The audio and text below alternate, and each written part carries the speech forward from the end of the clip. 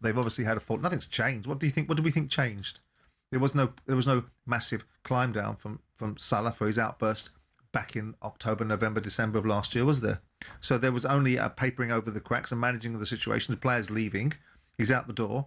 He doesn't seemingly or apparently or evidently get on with the manager. So he's having his two-penneth. He's throwing his little two-penneth in. What I think was more concerning was the errant little bunch of despots that have thrown their two-penneth in behind him by liking his tweet, which are current players in the squad. He's a thing of the past. He's been a wonderful player for Liverpool. He's achieved wonderful things with Liverpool, and Liverpool have been wonderful for him. He's now gone.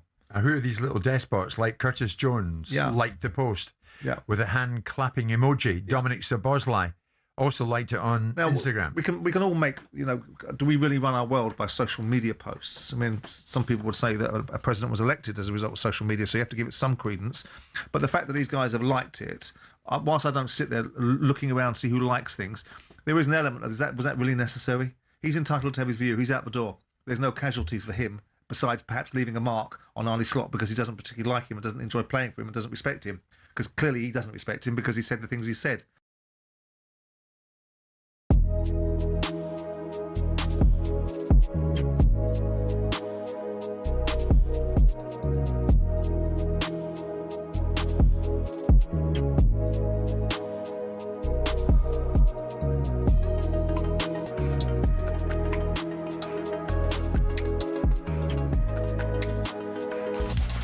talkSPORT Sports Update, powered by the Nissan Van range, helping business owners to work better and live better. Search Nissan Vans or head to your local Nissan Van Centre.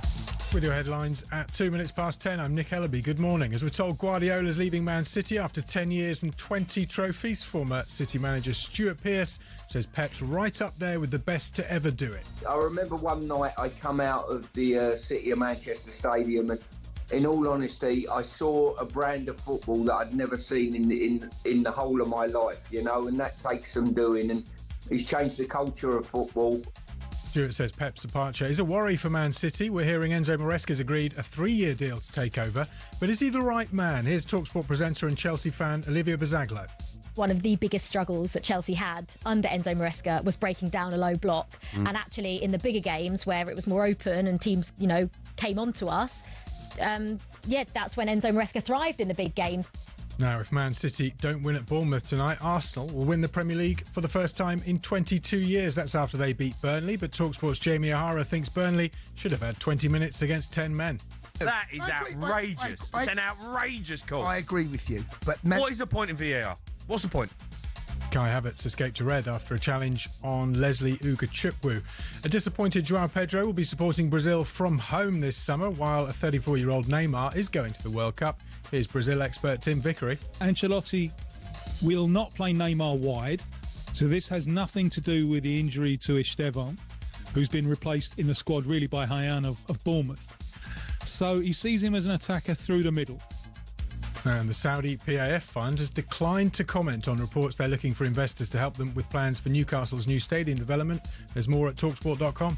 talkSPORT News. A new organised crime unit will target gangs operating on our high streets, and the government says there must be consequences after 3 women who appeared on Married at First Sight allege sexual offences. Emma has more at 5:30. talkSPORT weather with QuickFit. Keep spring journeys safe. Visit your local centre or quickfit.com to book your tyres, MOTs and servicing so you can drive away happy every time. That rain in the east clearing, sunshine and showers today. Heavy at times, hail and thunder about as well. Still breezy, average temperatures. It's Danny Dyer! Wig, not wig. It's a nutty canister, either way. I mean, look at the nut. Bob Odenkirk! Saul was great. He was just a breath of fresh air. Amelia Clark! Star Wars versus Game of Thrones. Game of Thrones, definitely. I'm loyal. Don't tell Alex Hassel! In season 2, a lot of us get our clothes off. You do know you did that in season 1. Exactly, that's true, yeah.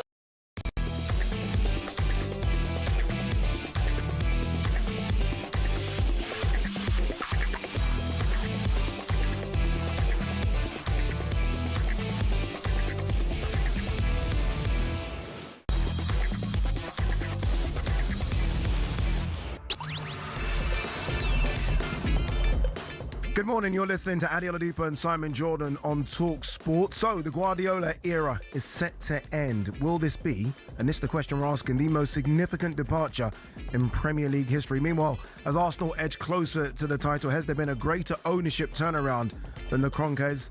Also today, will Spurs secure survival at the Bridge? Not be a happy hunting for Spurs over the last couple of decades. Are fans entitled to something for nothing? Is Daniel Farke right to call for more? Wants a bit more backing from the Leeds hierarchy. And does Conor Benn deserve Ryan Garcia? And what will D-Day bring for Spygate? Southampton fans and Middlesbrough fans hoping for different resolutions today. This is Ade Oladipo and Simon Jordan on talkSPORT. 100% engagement. Jim White and Simon Jordan on talkSPORT. Remember, you can get in touch 0371 722 before you can text us as well, 81089. How are you, Simon? Morning, mate. Last time I saw you was in Manchester. It was. The Zone. Yes, we were in a warehouse. Wardley Dubois. Yeah. In your very, very competent and brilliant role that you do for the Zone. Thank you very much. Big fan of you doing that, mate. Very good. Thank you. Not a fan of many people, but I quite like you. I'll take that because I know you don't really dish out compliments. Not really. Especially this early. Takes you time to warm up. It's the painkillers. It's the painkillers I'm on. You're back, unfortunately. Yeah. Anyway, up and onwards. Indeed. Nice to see you, mate. Indeed. How are you? Yeah, I'm okay. Interesting times, huh? Very interesting. Busy 3 hours coming up for us here as well. Where is your good old mate, Jim White? Moonlighting. Doing what? Some gig for Brighton, his newfound friends. Cheeky. He's moved out of the sort of West Ham orbit, and now he's found a new group of friends at Brighton. Well, he does seem to find a new fan base every 5 years. Absolutely. Yeah. Loves and adores them, goes there all the time, becomes a second fan for them. And of course, for me, that causes even more aggravation because it's bleeding Brighton. And if you know the rivalry between Palace and Brighton, it's not great. It's a thumb in the eye. It's not great. But that's Jim. Yeah, well, you know. It is what it is. He needs to do what he needs to do. Indeed. All right, let's talk about the big breaking news that broke last night. It's been something that everyone's been speaking about for the last 12 months, and that's that Pep Guardiola is set to leave Man City after 10 years at the job. Let's bring in our chief football correspondent, Ags Crook, to kind of open or shed a bit more light on this. Crookie, obviously, look, this is massive news. It isn't a surprise as it is. We knew about it, but we didn't know when this was going to happen. Give us a bit more on it.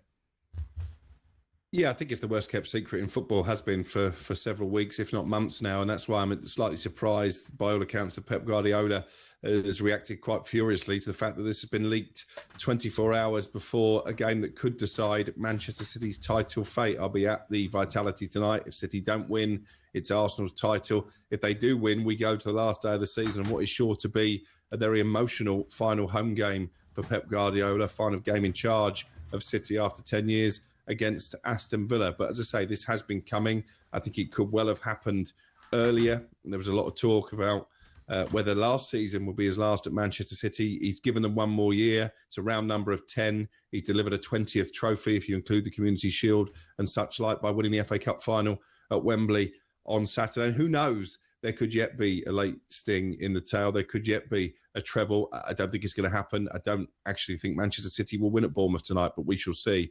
But it is certainly the end of an era.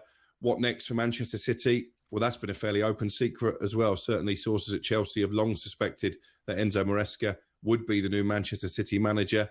I understand there is an agreement in principle between Maresca and City for him to sign a 3-year contract. And he's even started to line up backroom staff. Willy Caballero, former Manchester City goalkeeper, someone that Maresca worked with before, is going to go as his number 2. So this could develop very quickly, not just Guardiola's departure, but the replacement being put in situ very quickly. Are you surprised, Simon? Well, number one, look, he's got a contract until 2027. A year left, yeah. Yeah, he has been denying up until yesterday, and we're going to hear from Pep in a minute about his departure in the summer. Are you surprised that he is going? Well, nothing lasts forever. I think you judge a tenure at business or anything by what happens post their departure. I mean, obviously his achievements at Man City have been significant, and the legacy that he will leave is, I think he's future-proofed Man City by the nature of the recruitment he's done. I think he's rebuilt them over the last 6 to 7 months. I think last year they went through a period of transition. Not transition, I think they went through a period of decline. Yeah. I think this season is transition, and I think he leaves Manchester City for the next incumbent an opportunity to build from it in the same way that Klopp did. Unlike Alex Ferguson, with due respect, despite the fact that Ferguson was a brilliant manager and was probably in the annals of Premier League probably the greatest manager, but he didn't leave Manchester United in the best condition in terms of the squad. Klopp did. Guardiola does. Maresca's a lucky boy. I think the only reason he gets the job is because he's been in the building before, and the relationship was already set and established. But I think that Guardiola goes with a remarkable record. I'm not a huge fan of the way Man City play. I recognise the manner in which they've changed certain aspects of football. I think there's been some negative effects. Everyone wants to replicate it without the talent pool to be able to do it. So I think it's brought about a style of football which is almost like an act of self-harm in teams that can't play out from the back. And I've always preferred the dynamic approach of Klopp and the way that Liverpool played. But Guardiola's rocked into English football 10 years ago. People said he couldn't do what he did. It helps when you're given £2 billion to do it, but you've still got to manage these players. You've still got to mould them. You've still got to get them into a situation. You've just seen Alonso, who's rocking up at Chelsea, couldn't do it at Madrid. Yeah. Couldn't get these players to buy in, perhaps because he's a disciplinarian and he was trying to change the culture. But Guardiola, through a period of coercion, through a period of education, has created a team that dominated English football in a way that we've very rarely seen. So he has to be admired, but like everything, it comes to an end. And Man City aren't going to stop with their ambitions. You know, Abu Dhabi isn't one of those entities that wants to participate in sport or participate in life. It wants to be the dominant force in it, so they'll continue to be a leading light. And if he is going, he'll leave a legacy and an opportunity for someone to be in a very fortuitous position, and that person is potentially Maresca, who will have learnt a lot of lessons from his behaviour at Chelsea and perhaps bring himself into being a much maturer manager this time round at Manchester City. I do want to get to his legacy, but before that, let's hear from Pep Guardiola. This is what he said yesterday when asked about his future at Man City. Have you ever thought about what kind of farewell you might want if you knew you were leaving? Next, Ali. I was you that so many times. I have one more year. Alex, that was yesterday. And you heard it there right at the end. He obviously took that big, deep sigh, and then he said, look, I've told you already, one more year. Well, that was yesterday, 24 hours ago. Why keep denying it? Why not just say, okay, you know what, we'll get to the end of the season, then we'll discuss my future? Why almost lie and say there's one more year when you're not staying one more year? Yeah, and I spoke to him after the FA Cup final at the weekend. I think you played out the audio on this show yesterday, and I tried to find a clever way of asking if he was going to stay on or not. I said, will you be back to defend the FA Cup next January? And he said, well, the club will be in the FA Cup. And I said, what about you? And he walked off. So, yeah, I get it in some ways, because I think he's trying not to make the focus about him, because they're still in a title race, and I think he wants that to be the primary concern. But also, after 10 years and all he's done for that football club, and he's part of the conversation when it comes to the greatest manager in the Premier League era. Sir Alex Ferguson would always get my vote, but Pep is right up there. Shocker. He deserves a send-off. You know, Manchester City fans, I think, deserve the right to pay tribute at the game at the weekend. I think that will happen now. There's talk they're going to name a stand after Pep Guardiola. But when does it come into the equation about what he might want? He may want to control the narrative. It's wonderful that the media wants to determine as and when we can wring every last piece of emotion out of it. But if Pep Guardiola wants to leave in a certain way, and leave in a way that doesn't involve discussing it with the media as the media wants it to be done, what's wrong with that? Yeah, but he can control the narrative, surely, Simon, but just saying, yeah, I leave at the end of the season. Well, he can control the narrative as he wishes. I mean, if we're talking about earning the right, and I have to say, I always sort of bristle. If I've been paid 150 million quid, I'm not entirely sure I would say that I've gifted my service to Man City. He's been paid handsomely and rewarded very well for doing a wonderful job. Lots of people get rewarded for doing poor jobs. I grant you that too. But I look at it and say, if he wants to, it used to drive me insane back in my days when the media were trying to tell me what my thinking was at the time and trying to ascertain what my thought processes were. And I wanted to have my reveal and to do it the way I wanted to do it, rather than have a second guest, having people having a long tail of observations about which manager I was going to employ, when I was going to fire them, what my next step was, what player I was going to purchase. Now, I realise it's the Faustian pact, but when you're inside it, I can tell you it's quite irksome. Yeah. And I would imagine that Pep Guardiola wants to be able to control as much of his own narrative as he wants to. And there may even yet be a possibility, it would amuse me greatly if all these sources that are suggesting that it's a done deal, and I suspect they're probably right because they wouldn't be going so hard on it, if they were to be wrong, and he was actually staying for the rest of another year. You know, Simon, because you've been in the industry for a long time, you know football is a village.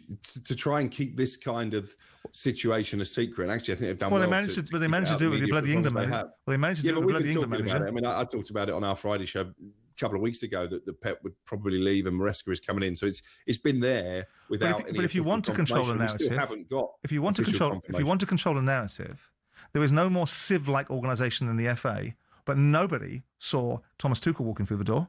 So if you want to control the narrative, if you want to keep it in-house, and if you want to be clear in the fact that people aren't privy to things, then it's not really that difficult to do. It's just a case of wanting to do it. It's almost impossible, though, to control the narrative of your Man City manager. Why? Because the noise around Pep's too big.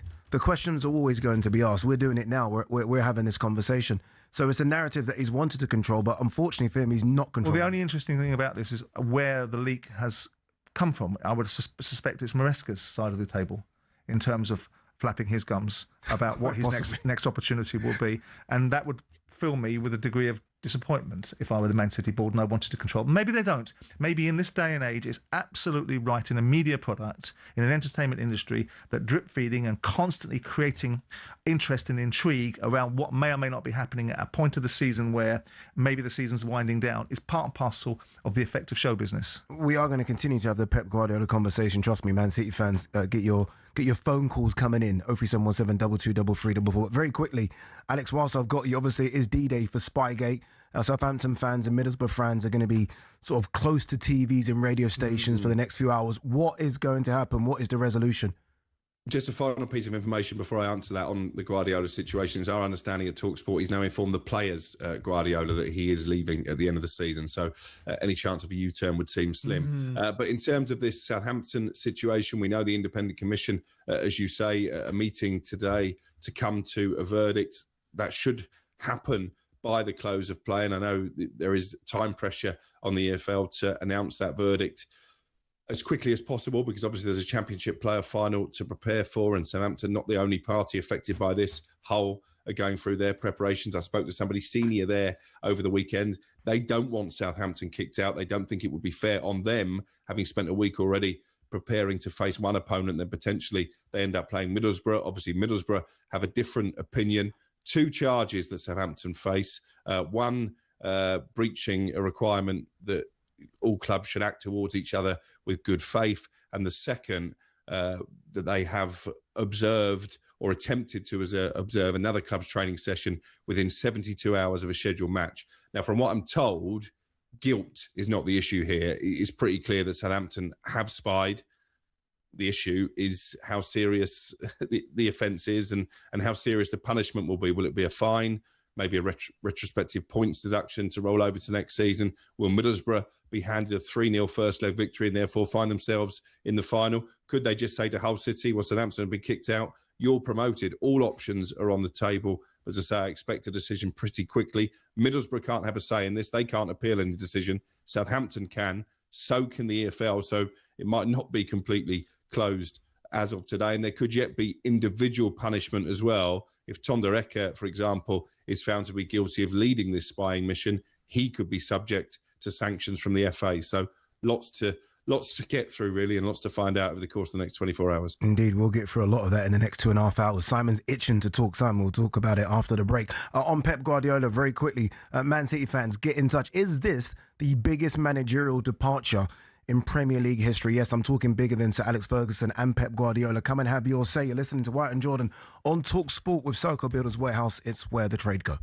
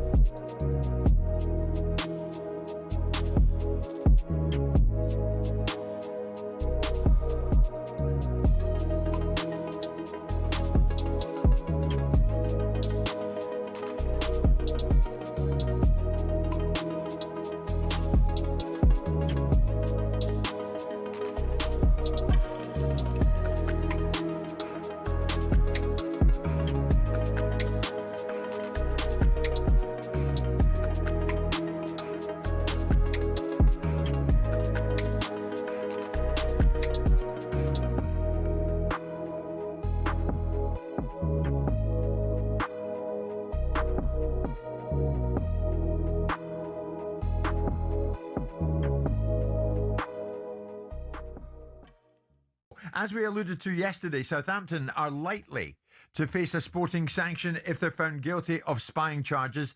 As a result, they could end up being thrown out of the playoff final to be replaced in that final by Middlesbrough instead. The team that they put out last night at the semi-final second leg stage. We said we'd look into this more thoroughly from a financial, legal expert point of view, and the very man who fits that bill is sitting to my right. Stefan Borsten joins us live in studio. And Stefan, good morning to you. Hi. We'll get into how this may or may not play out in the courts. Is there a precedent, Stefan, for chucking a team out of the playoffs? Well, it happened to Swindon, but it was different. Well, not in terms of the playoffs, but in terms of sort of annulling the promotion. But it was a different situation. I mean, there's no situation where you've had it all come to a head within this small window around the playoffs. In terms of spying / espionage, there's really very few cases anywhere in football in respect of this. So you've got the Leeds situation that we know about, where it was systematic. They ended up with a £200,000 fine. And effectively, the other part of the sanction was to vote in favour of the rule that then came in. This rule that we're now talking about in terms of the 72-hour rule. That was part of the agreement on that. So that brought the rule in. The only other case is actually from the World... It's Danny Dyer! Wig, not wig. It's a nutty canister, either way. I mean, look at the nut on it. Bob Odenkirk! Saul was great. He was just a breath of fresh air. Amelia Clark! Star Wars versus Game of Thrones. Game of Thrones, definitely. I'm loyal. Don't tell Alex Hassel! In season 2, a lot of us get our clothes off. You do know you did that in season 1. Exactly, that's true, yes.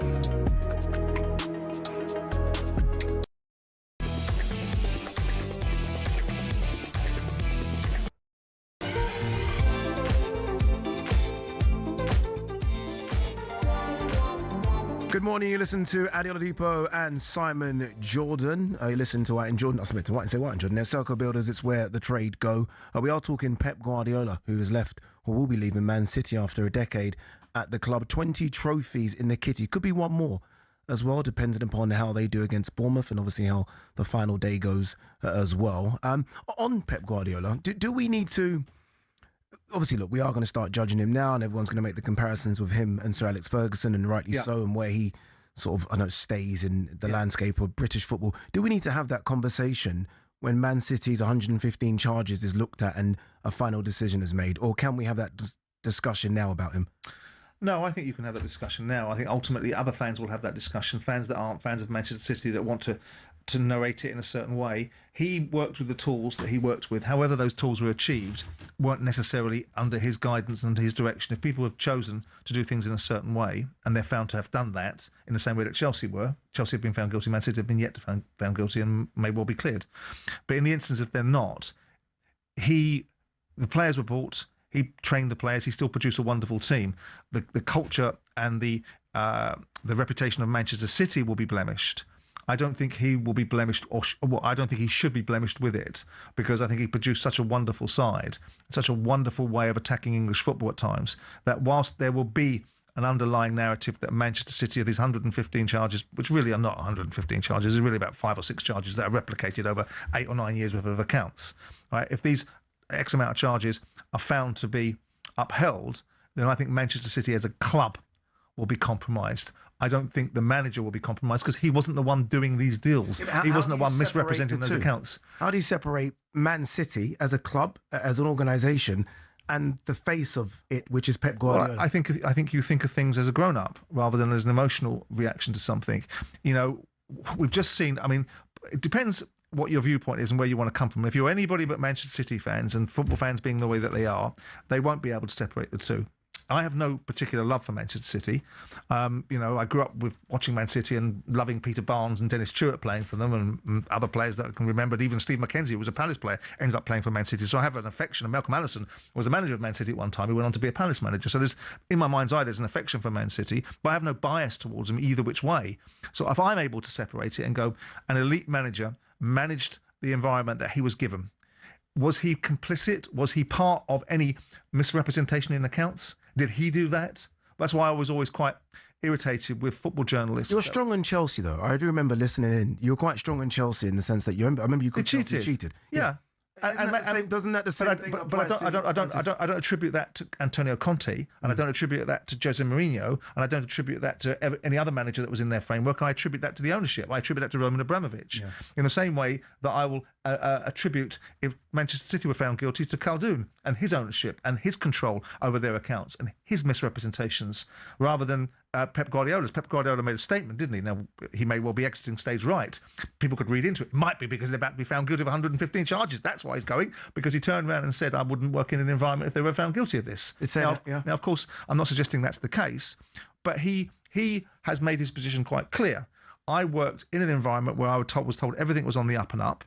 The football club cheated. The manager didn't. The manager was the benefit of certain accountancy misrepresentations. But he still had to produce an elite football team. He's been given the leg up in buying said players, and players been on wages. No, I hear you. Because of these charges. Yeah, but that's again. You're asking me to make the manager complicit. Yes, of course. I'm just saying, will his legacy be tainted? Well, yes, in some people's minds it will. Yeah. But if you look at Pep Guardiola's body of work and you look at outside of it and look at people that are looking at it objectively, they will still say, remarkable manager, managed Bayern Munich remarkably, maybe not as much as his predecessor did because he didn't do a treble, but notwithstanding that, still managed Bayern Munich remarkably. Managed Barcelona. Okay, again, we're talking about elite football teams with elite players, so some people would argue that that's much easier to manage than Hartlepool, but you've still got to manage elite players, and we see that that's not an easy thing to do. At the same time as mould them and curate them into the outcome that you want, his outcome is, to some extent, total football. Yeah, total football. And so with all that, I'm able, and other people may not be able to be able to go, well, I think any of the compromise is on Manchester City Football Club, and very little of it should stick to Pep Guardiola, but it will, because people will want it to be the case, and they'll want to diminish Man City's achievements, and they'll want to have a qualification behind how they were able to achieve this, certainly in the minds of football clubs that possibly have been usurped by Man City. And because of the tenure as well. He was there a long time. You mentioned Conte. He was there for a small period, and the rest 10 years. Sure, but they would still. He would have. I mean, Conte. I'm using an example of perhaps Eden Hazard, because he was the player. If indeed that was if Eden Hazard was as beneficial to Conte as I think he was in my mind's eye, he was the player that was taken away from Manchester United, and illicit payments were made, and he was a key component of why perhaps Chelsea won that league. And if my timings are right, then that's the reasons why I'm using that example. And of course, but we're not suggesting at any point that Pep Guardiola, I guess it's like collective responsibility. If you are guilty of something, then everyone's guilty of it. That means that all the players have to be stripped. It's all these wonderful players that have been outside of Man City over the years. When we start heralding Bernardo Silva, we'll have to remind ourselves, if Man City are found guilty of 115 charges, that he was part of a team that cheated. When we go back to whether that timelines were for Aguero as well, he was part of a team that cheated. How many of these players, how many of these component parts of how many medals do we start? Are you going to stand back and say, well, actually, they're not worthy of any adulation now because they were part of a flawed environment? All right, before anyone sends me a letter in the post, Man City obviously are confirming, or at least are appealing the charges. They're defending themselves against them. They say they are innocent, and they say they will clear their names. Just count up to 10:30. This is Ade Oladipo and Simon Jordan.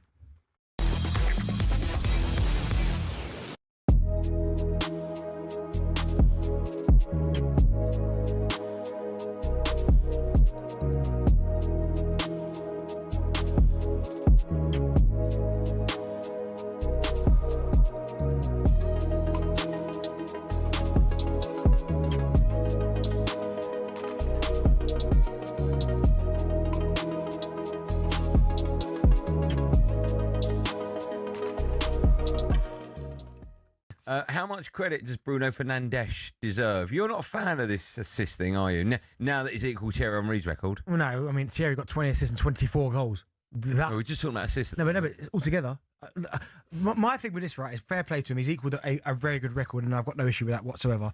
I'd like to see a little bit more emphasis on goals rather than a few goals and a whole load of assists. I mean, not his job to score goals, but I hear you. De Bruyne's got the same record, and 13 goals. Yeah, he's got 8. So there's we might score 6. Numbers work, right?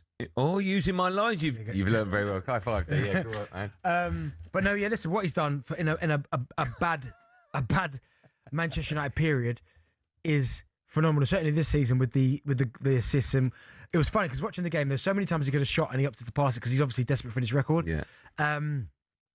So yeah, I mean, I get it, but I can't remember when all of a sudden goals and assists became a thing. Certainly when I was playing in the Premier League, it was all about, if you're a striker, goals. And then if you're a creative midfield player, how many assists he got. All of a sudden now, and I think some players are getting away with it, with this goals and assists, because ultimately the name of the game is still to put the ball in the back of the net. But you're seeing some guys, they've got 17 goals and assists and they're forward. You go, well, how many goals they got? Well, they got, 4 goals and 13 assists. You're like, well, that's not any good. Terrible, yeah. That's terrible. Because they're putting our goals and assists together. You're all right. It's almost overshadowing everything. Do you care about any stats? Like, you're a fan of XG. There's another one called XA. Yeah. Do you know what XA is? Assists. Expected assists. It's expected assist. Now, I don't even know what that means. Yeah, I don't know. I know about XG, but listen, I like XG, but I don't... You can't explain it. The only stats that I really... care about? Goals. I think assists to a certain level. Clean sheets? Yeah. I love touches in opposition box because I think that tells you a lot about how a team's attacking. Because if... And I always like to compare the XG with touches inside the opposition box. Always? You always like to do that? Yeah, because if you're a team in certain games, you're getting 40 touches in the opposition box and there's no goals, what's going on?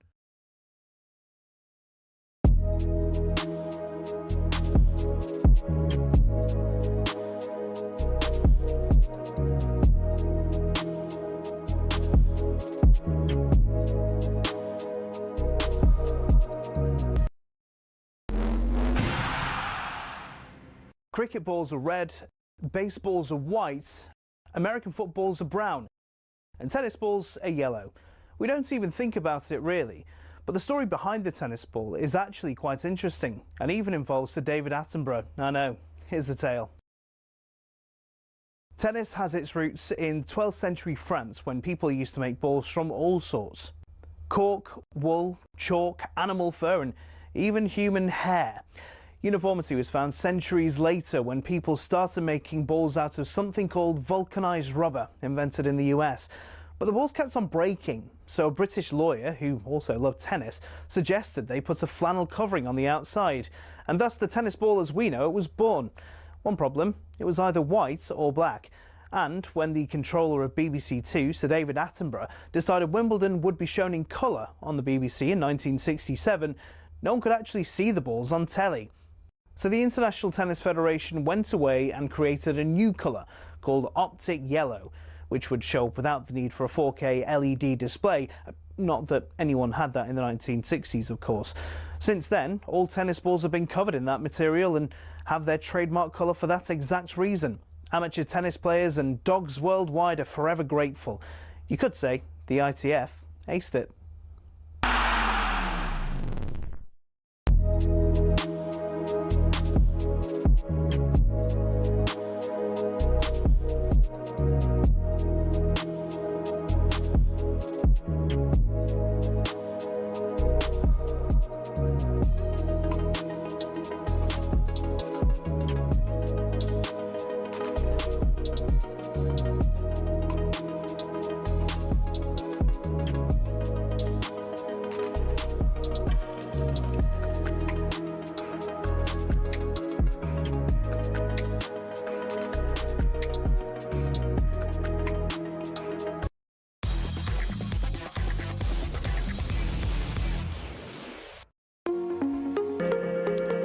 Good morning, you're listening to Ade Oladipo and Simon Jordan, just gone 10:30 with you until 1 o'clock. The big news is that Pep Guardiola is leaving Man City. You just heard it on the news bulletin there. He's now confirmed that to his players. I like the idea that the players didn't know before. I'm sure the players are fully aware that Pep Guardiola is leaving Man City. We will talk about who next in. Enzo Maresca, the favourite. We'll get Simon Jordan's reaction to it. Let's go to the phone lines. First, the phone lines are open 03717 223344. Come and have your say, Man City fans. Just as Alan has done. Alan, how do you reflect on the news?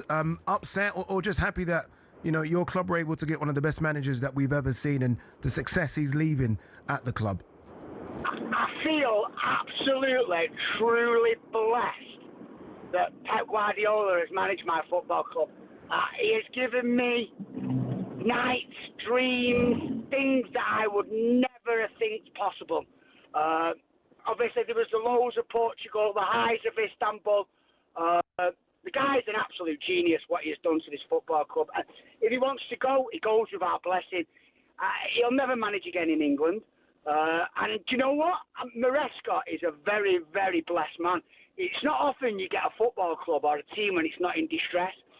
This team is capable of winning the Premier League next year. And Maresca's walking in to a Premier winning team.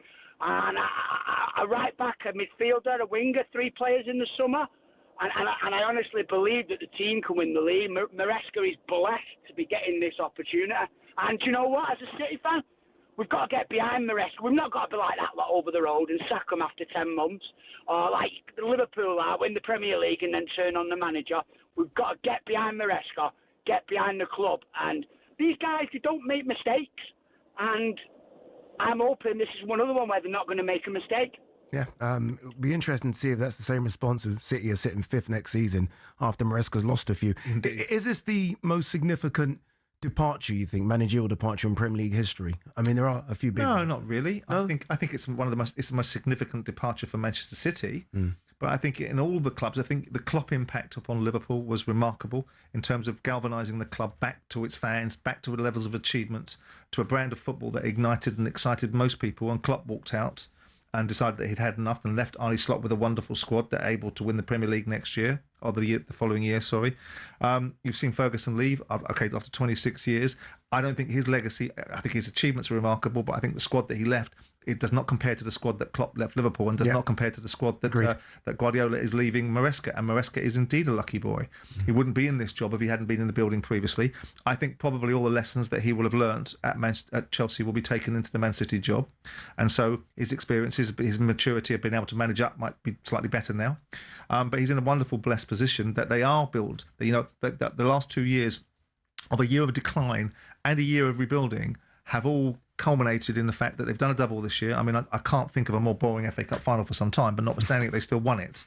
Right? And they've done a double this year. They won't do the treble. Arsenal will win the league, but notwithstanding that they'll finish second, they'll have won 2 cups, and Maresca will walk into a group of players that are highly focused, highly motivated, and his opportunity is to prove the fact that he can continue.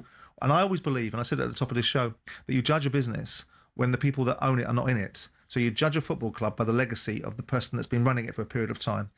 Klopp's legacy was to hand it over for a year to Arne Slot, who effectively just finessed it and won the league. Now the image of Liverpool is now Slot's, and it's not so great. Ferguson left a decaying squad. With due respect to Alex Ferguson, I'm not trying to diminish him in any shape or form. And that then created the problems that have then spiralled out of control for Man United over a 13-year period. So we'll see if Manchester City continue. I suspect they will. I suspect Maresca, I mean, the principles behind Maresca was, you know, it's an open secret. He was discussing going to Manchester City with the Chelsea management, which is probably why there was a lot of angst and irritation between the two parties, because that was his ambition. You really think Maresca can come in and somehow do a similar job to Pep? I think he would. I don't think he's as capable as Pep. But notwithstanding that, he's a sorcerer's apprentice. He knows the ingredients. He's been part of the alchemy to some extent. What, an apprentice that's ready for the hot seat? Well, we're going to find that out. Yeah. He's managed Chelsea, so he's not coming out of the blue. He's managed Leicester City, you know, and got them promoted in that respect. Went to Chelsea, won. The European Conference, won the World Club Championship, albeit whatever people think of the World Club Championship. Then whatever happened. And that in part was because of Chelsea and in part because of him. They're both, I suspect, equally culpable in that poor outcome. And here we are today with him being groomed for that role. That was the role he was going to be getting. And that was the role he was, in my understanding, it was discussing that he was going to be getting with the Chelsea hierarchy. I can't think of Maresca and without thinking he's failing upwards. I feel like he did okay winning the Club World Cup, as you say, and the Conference League. Let's be honest, 2 very minimal trophies. And all of a sudden, you've got the Man City job. But I think you're right. But the reality of it is that a lot of people will give him a reason for failing upwards, which is Chelsea is a car crash, and no one could manage him. And so really and truly he did rather well in people's minds. He was working against the backdrop of a bunch of sporting directors that should be managing and buying players in League One, an ownership model that doesn't know what it's doing, and by the way, he held it all together. The reality of it is that he was given a very significant group of players and he achieved reasonable outcomes. In a World Club Championship, what he achieved for Chelsea was 100 million worth of revenue. Yeah, that's what he achieved. And they beat PSG in the final, Absolutely. which was big. And you can't denigrate that to some extent, albeit I think slightly under Real's PSG in that final. But notwithstanding that, the backdrop will be, and you're right to characterise that way. He is failing upwards because there is no. If you're looking at Man City, when they brought in various managers, Mancini was an elite manager. Pellegrini was considered to be an elite manager.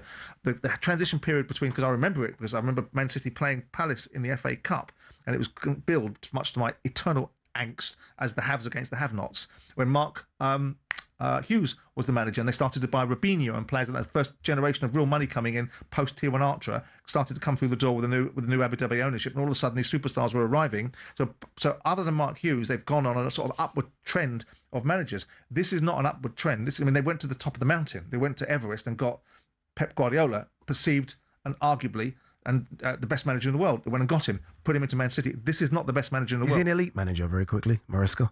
He's going to have to be, Yeah. but he's also been given elite tools. It's much easier to be an elite manager or to get elite outcomes when you're given elite materials. And I think there's very little argument to suggest that maybe it's a wonderful place to be when you're starting the January transfer window. Well, what do I need? I know what I need. I need the best winger in the division. Okay, off you come then, Semenya. Oh, by the way, I need the best centre back. I'll get him from Palace. But once you buy those players, I'm going to go to the phone lines. You've got to manage them. You've got to manage them, and you've got to win. Absolutely, and that's what Pep has been able to do. Absolutely right. All right, let's go to Tony, Man City fan. Tony, Pep out, Maresca in. What are your thoughts? I'd like to thank Pep for his 10 years. I'm not sure about Maresca. Unlike Alan, the one guy I'd have gone after is playing his trade in Bayern Munich. I know that it's been touted to do it after Maresca's gone because you don't follow a legend with a legend. But Vincent Kompany's already got a statue outside the stadium. He's the only guy, in my opinion, who can replace Pep Guardiola. Yeah, and the thing about Kompany, I guess, as well, is that he's managed a big team. He understands the pressure. Like, you have to win the Bundesliga with Bayern Munich, and he's been able to do it. Yeah, I mean, and of course he failed at Burnley to keep them in the division and be adaptable enough to be able to not be wedded to ideologies that take the team back to where you bought them from. So he certainly failed upwards. Yeah. And he landed at Bayern Munich. And it worked. But it worked. I mean, Bayern Munich, let's have it right, lost the Bundesliga for the first time in 13 years. This is a one, with respect to the other teams in it, this is a one-team league. It's dominated even more than our Premier League has been dominated by Manchester City. So he'd have had to have been, I think, remarkably poor to have not been successful at Bayern Munich. That being said, I understand the caller's point of view in terms of wanting him shoehorned into Manchester City. It's probably a wise person that doesn't want to follow Pep Guardiola. And the only difference in this situation, then no one saw the Ferguson situation leading to such decline. But when you actually look at the playing squad and you look at what was left after they won the 2013 Premier League, it was a playing squad in decline. It was an ageing playing squad, and the legacy of it didn't stand up particularly. How much of that playing squad, very quickly, is wielded to Pep or wielded to Man City? And what I mean is, how much of that playing squad now, agents will be knocking on the door saying, now do you want to go? Haaland to Real Madrid's always forever been linked. But maybe. Bernardo Silva's going. Rodri probably will go. Phil Foden maybe will find new pastures. Players want to play for winning teams. And the manager, or manager. Yes, of course. But but if they can play for a manager that doesn't win anything, they'd rather play for a manager that wins something. And if you've got both, then you're very fortunate. In this instance, they have. There's also the argument. There's also a debate that certain players didn't always see eye to eye with Pep Guardiola. That they do think he's a bit anal retentive and a bit finicky. Does Maresca have enough gravitas? You know, when he walks into the change room and you've got treble winners there, and you've got a Spanish captain, you've got leaders. Does he walk in and every player steps up like they would do with Guardiola? Well, I guess you could ask the question of how Mourinho became from a translator to being the ultimate manager at one point. It's how you carry yourself. You can walk in the room with the best reputation in the world, and I've seen managers do it. I've seen managers walk in the door, even at the level at Palace, that have come as £1 million footballers. They've opened their mouths, first £1 million footballers, opened their mouths, and the players have gone, not having you. And then you see other managers that haven't got that gravitas or that perception of great cachet, that walks in the door and the players have gone, what was that? Yeah. And that's up to Maresca. That's his gift. He's been in there. He knows the lay of the land. And he knows the the players, management. doesn't he? He knows quite a few. He knows of them. some of the players. Doesn't know all of them. All right, let's go to Matt very quickly, Man City fan. Matt, how do you feel about the news? 10 years, he's won everything. Your greatest manager ever, maybe the greatest manager we've seen in Premier League football, is now leaving your club. What are your thoughts? I feel like I've lost someone in the family. I really do. I knew the day was coming, but last night I'm watching the Arsenal game. And I'm like, come on, Burnley, we've got Kyle, we can do this. And then that news starts coming through on the socials. And I'm like, on my mate's WhatsApp group, what's going on? It's like, it's not announced yet, Matt. It's not official yet, don't worry. But I just thank him for what he's done for English football. Yeah. I thank him for what he's done for Man City. 1999, I was at Wembley and I saw us come back from getting to Division 2 with that Paul Dickoff goal, and that was elation. But what I've experienced in my years, seeing what Pep has brought to the game and the way that we won the Champions League, where we've tried with Mancini before, we've tried with Pellegrini before, and we've not achieved it. You can say what you want about it, you can get the best players, but you tell me a more passionate person who is obsessed with football like he is, and he drills it into his players, and they know if they don't perform on the day, they're not getting selected. He'll do it. He'll drop the big names. And for Maresca, has he been groomed a little bit in the time that's gone on? Is he going to get the support from the board? 100%. Look at our infrastructure at the club. But Matt, do you think you still, and you're right, he's going to get everything. He'll get the red carpet rolled out for him. But do you think the dominance will continue? Like what Pep's done in 10 years, do you almost feel like that could be over and now it is this battle with the other sides? Like you've almost opened the door for the other teams now. We have indeed, yeah, because look at, 1-0 to the Arsenal, they're going to win the league. They scored again off a set piece. They've not set the league alight like when we did the treble. They've not got 100 points like we did. And I feel that now, you look at Slot, what's going on there at Liverpool, like teams are going to come at us again, but what he's done, like Jordan said, he's basically brought in an amazing winger who scored brilliant for us in Semenyo, who can play as a front. He's brought in a great defender. And that's the core now of the team. Yes, we're losing Bernardo Silva and John Stones, who are just incredible veterans to the club and have done it all with Pep. But Pep is leaving a legacy, hopefully, where Maresca can come in. He'll get the guidance and support, and players will hopefully play for him because they've seen the way that Pep has just been an absolute leader. And I can't, if you're a football fan, you can't look at him and go, he's not just been incredible for the league, because other managers have tried to replicate what he does, but I just think his passion and his obsession of what he brings and his charisma, it's going to be such a shame, isn't it? Because it's like Mourinho when he used to be at a press conference. The sheer arrogance, but you love them because they bring something different. And that's where I feel now it's such a sad day, because we're going into that game tonight where, let's be honest, like, we've got to win, but we might not. But then it's what can Palace do to help us out on Sunday? Would it be an insane, incredible tenure of finish for Pep to get that league? But it's probably not going to happen. So we've just got to celebrate the final two trophies. But I remember looking at I was there on Saturday and looking on the screen at Pep, looking down, and you could see him looking up, and he wasn't crying, but you could see he was sort of going, I've done it all for you now, guys. Yeah, what I feel sad about is just the way that it's been announced in a way. Do you know what I mean? It's not been the official way. There'll be a celebration come the end of the season. I think you'll get your moment. I think you'll get your moment, Matt. Great call. One thing Matt highlighted there, and he's right. I mean, you look at the personalities that are leaving the Premier League as well in terms of managerial personalities. Sure. Because Slot, Alonso, and Arteta aren't quite like that, are they? When we come back, Spurs, can they win survival? Can they stay in the league by winning at the Bridge? Jason Cundy will join us.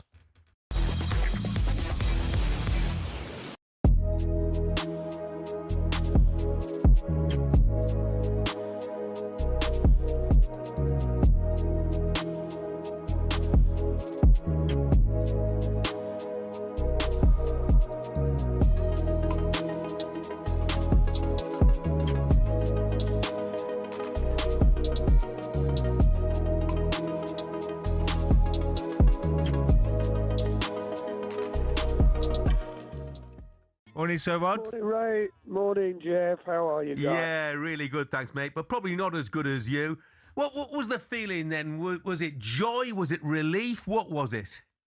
It was joy. It was mixed emotions right now because I'm just really let down by some of our supporters, coming on a pitch and starting fights and all that. It's just took the gloss off the whole day. And my heart, my heart goes out to the Jambos It's just awful what's happened to them. But, you know, we won 9 games on the trot, and we're the champions. Yes, Rod, I've got to say, I mean, you've never had so many English people down here looking at the Premier League and looking at the north of the border saying what a running it has been. And I'm sure that you've had so much spotlight on the Premiership now, the Scottish Premiership, because of Hearts. Because it's usually Rangers or Celtic run away with it. Yeah, and it's made it so much better league, isn't it, by having someone else absolutely. involved? Yeah. Good luck to Hearts next year. They've got money to spend, apparently, and I'd like to see them up there again. Because of that simple reason, it does make it a competition. You know, it really does. But there's one thing I have to say. Both Rangers and Celtic, because of Russell Martin and this guy Nazi who took over, they dropped so many points. I think if those two hadn't come along, it may have been a different story. No disrespect to Hearts, but we'll see next year. Rod, Martin O'Neill, obviously, you know, a legend. Martin O'Neill! Done a brilliant job. He says he feels rejuvenated. Would you like to see him? I think I know the answer to this. Would you like to see him stay on? Yeah, of course I would. It entirely is up to him. If he's healthy enough to do it, you know, and I'm 81, I'm still doing what I'm doing, I'm sure he could do it. The fans, and most of all, the players adore him.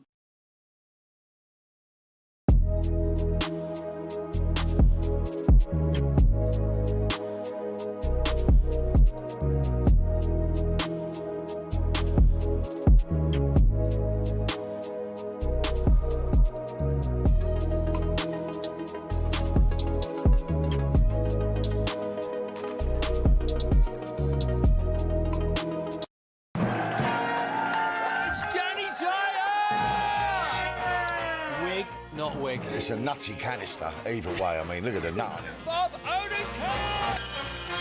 Saul was great. He was just a breath of fresh air. Amelia Clark! Star Wars versus Game of Thrones. Game of Thrones, definitely. I'm loyal. Don't tell Alex Hassel! In season 2, a lot of us get our clothes off. You do know you did that in season 1. Exactly, that's true, yes.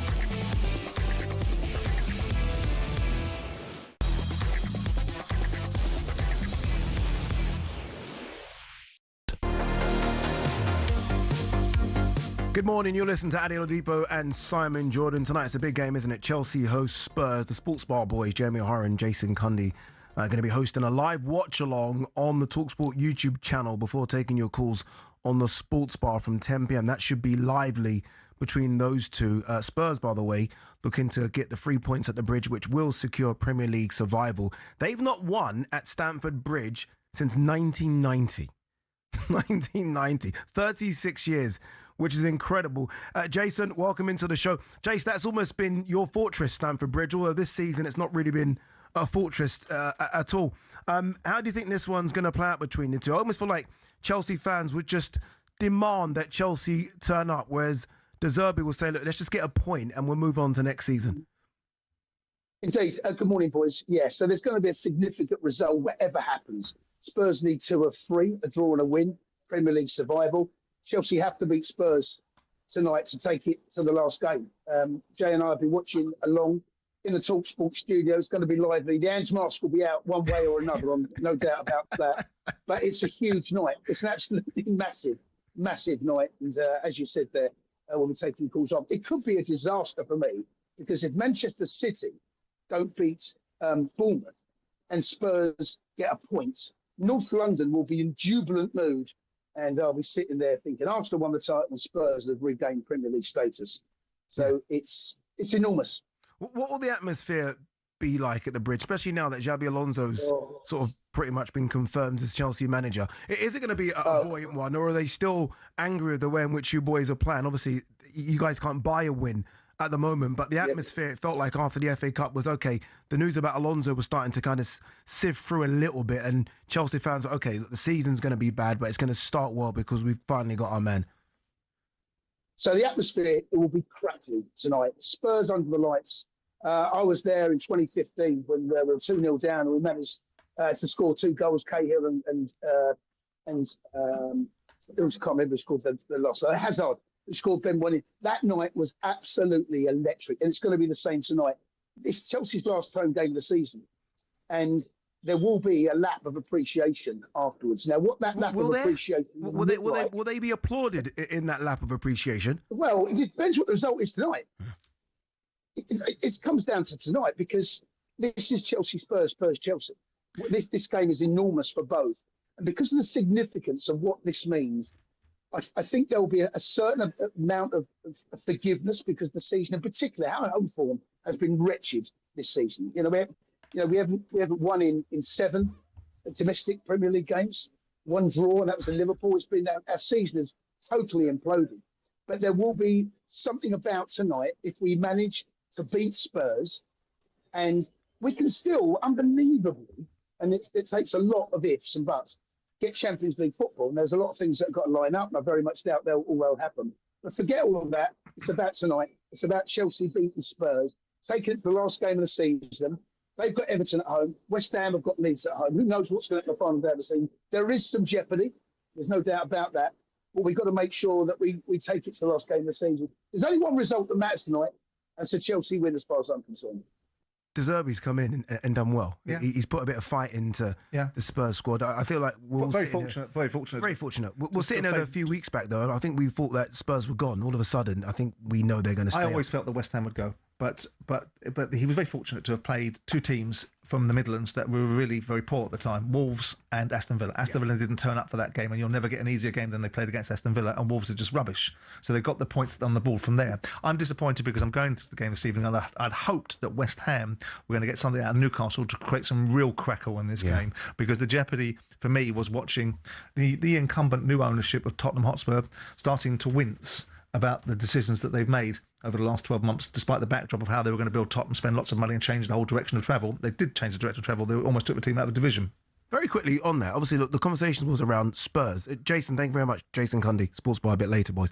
The conversation was about Spurs, and if Spurs go down, how it affects Spurs.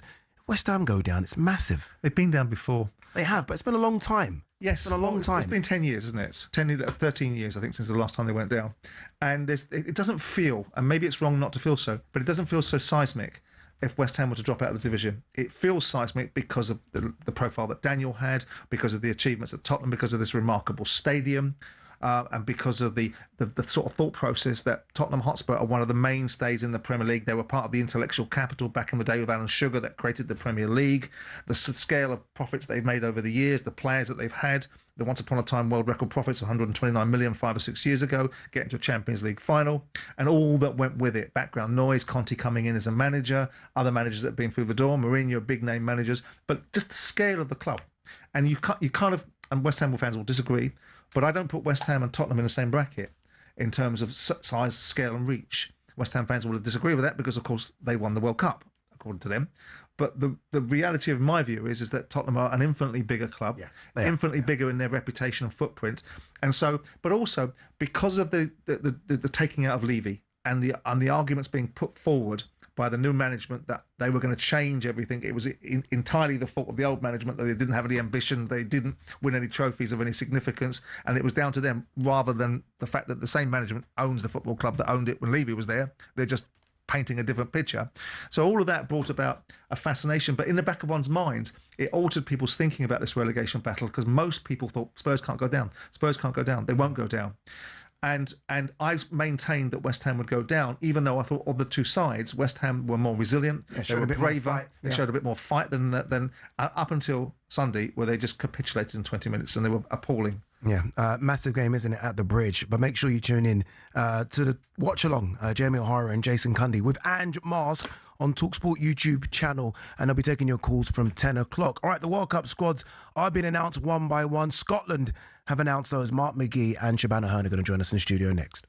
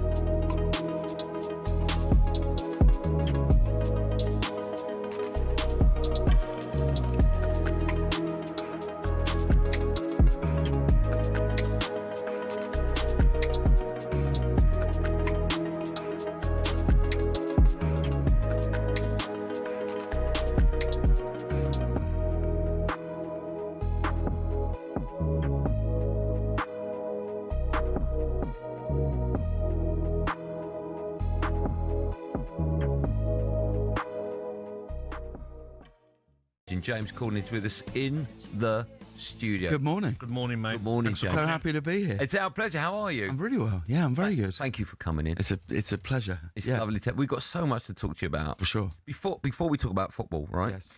I was just going over old stuff that you've done, right? Mm. And I was watching with my producer Ollie this morning when you did the Sports Personality of the Year. I think it was 09, 07, I can't remember. It was nearly 20 years ago. And you stood up in front of everyone, right? Yes. You gave, as Smithy, you gave this massive speech. Smithy won Coach of the Year. And I said to the producer, he's got a good memory, right? How nerve-wracking must that have been for you? Was that just insane? Did you have autocue on that? Or was that... Well, yeah, no, there was a prompter, but the issue was with that is we shot that 8 minutes before they went live for Sports Personality, so we only had one. We could only do it once. Yeah. From the standing up in the crowd, the walking through, doing all the stuff. So also, we had to make sure that lots of people were in the audience, because as Sports Personality, they all wait in this room before they go out, and we had to go up to like Freddie Flintoff, and what we had to say to him, we had to go, Freddie, we're going to do this thing. Don't laugh along, okay? Because it can't look like it's like a sort of roast monologue. Yeah, which is why Freddie's such a brilliant actor. Looks so angry in that we just like make out like it's real. Don't just laugh along when we start saying all these things to different people. And the only instruction I was given was you can't interact with Capello, because they were like, you're not allowed to interact with Capello.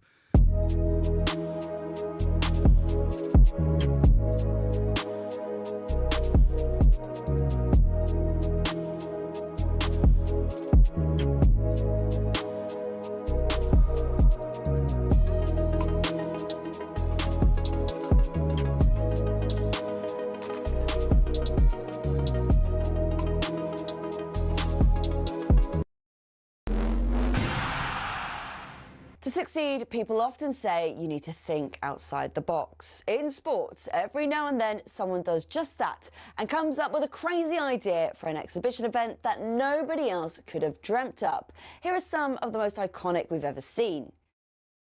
I mean, what an image. This was the setting for the Battle of the Surfaces in 2007 between Roger Federer and Rafa Nadal. The courts in Nadal's home of Mallorca reportedly took 19 days to build and cost £1.2 million. The players had to change their shoes every time they changed ends, and despite some dodgy bits of grass, they slugged out an epic three-setter, won by Nadal. But that's not even the most famous exhibition in tennis, because in 1973, we got the Battle of the Sexes, watched by 50 million people in the US alone. Billie Jean King's victory over Bobby Riggs was not only a landmark event for entertainment value, but also for its impact on the fight for gender equality in sports. I mean, the Battle of the Surfaces never got turned into a movie.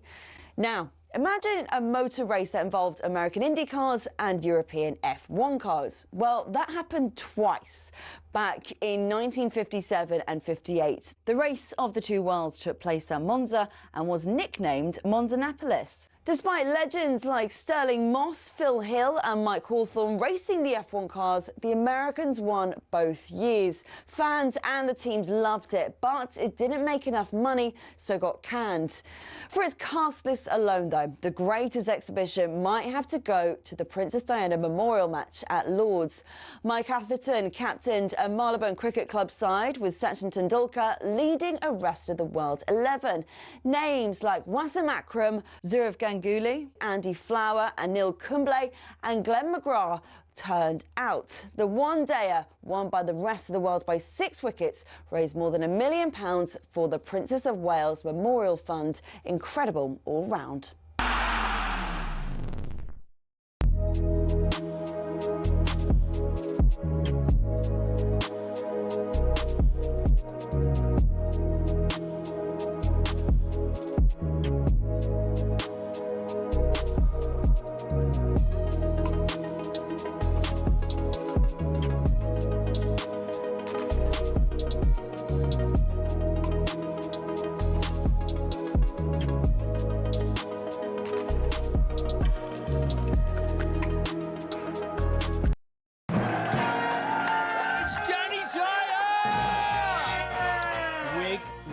It's a nutty canister, either way. I mean, look at the nut. Bob Odenkirk!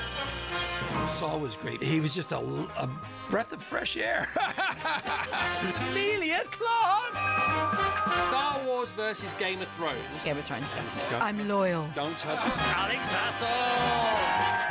In season 2, a lot of us get our clothes off. You do know you did that in season 1? Exactly that.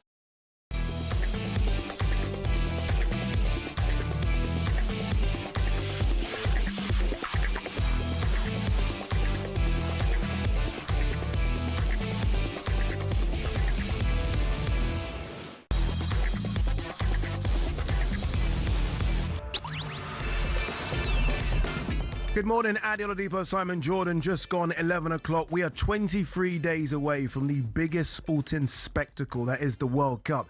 And talkSPORT have you covered. All games will be live across the talkSPORT network. Everyone is announcing their squads. There seems to be uproar for whoever you like and you don't like. João Pedro not in the Brazilian squad has caused a bit of a problem. England announced their squad on Friday and Scotland have just announced theirs. Mark McGee, former Scotland assistant manager, and Shabana Hearn, both of those will be out in the World Cup following Scotland.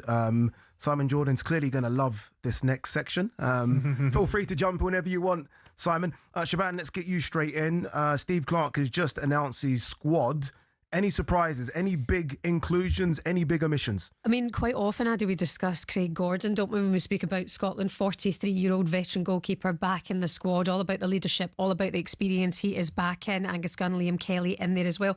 The one that really jumps out in terms of not being selected would be Ollie McBurney. Yeah. I don't know if he could have done any more at Hull City this season. 5 goals in his last 10 games, 17 this season. Ross Stewart comes in, which I think a lot of people are keen on. That's a good season for him. George Hurst comes in as well. That forward line, I would say it's the strongest we've seen it in quite some time. Yeah.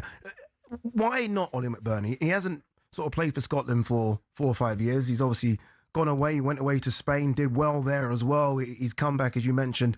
Hull City Hull City could be a Premier League side next season, Mark. He's done a lot to get them into that position. Why Ollie McBurney not given an opportunity?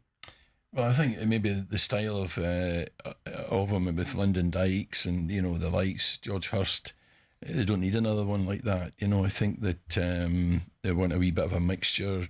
Lawrence Shankland brings them something else. Ross Stewart does as well.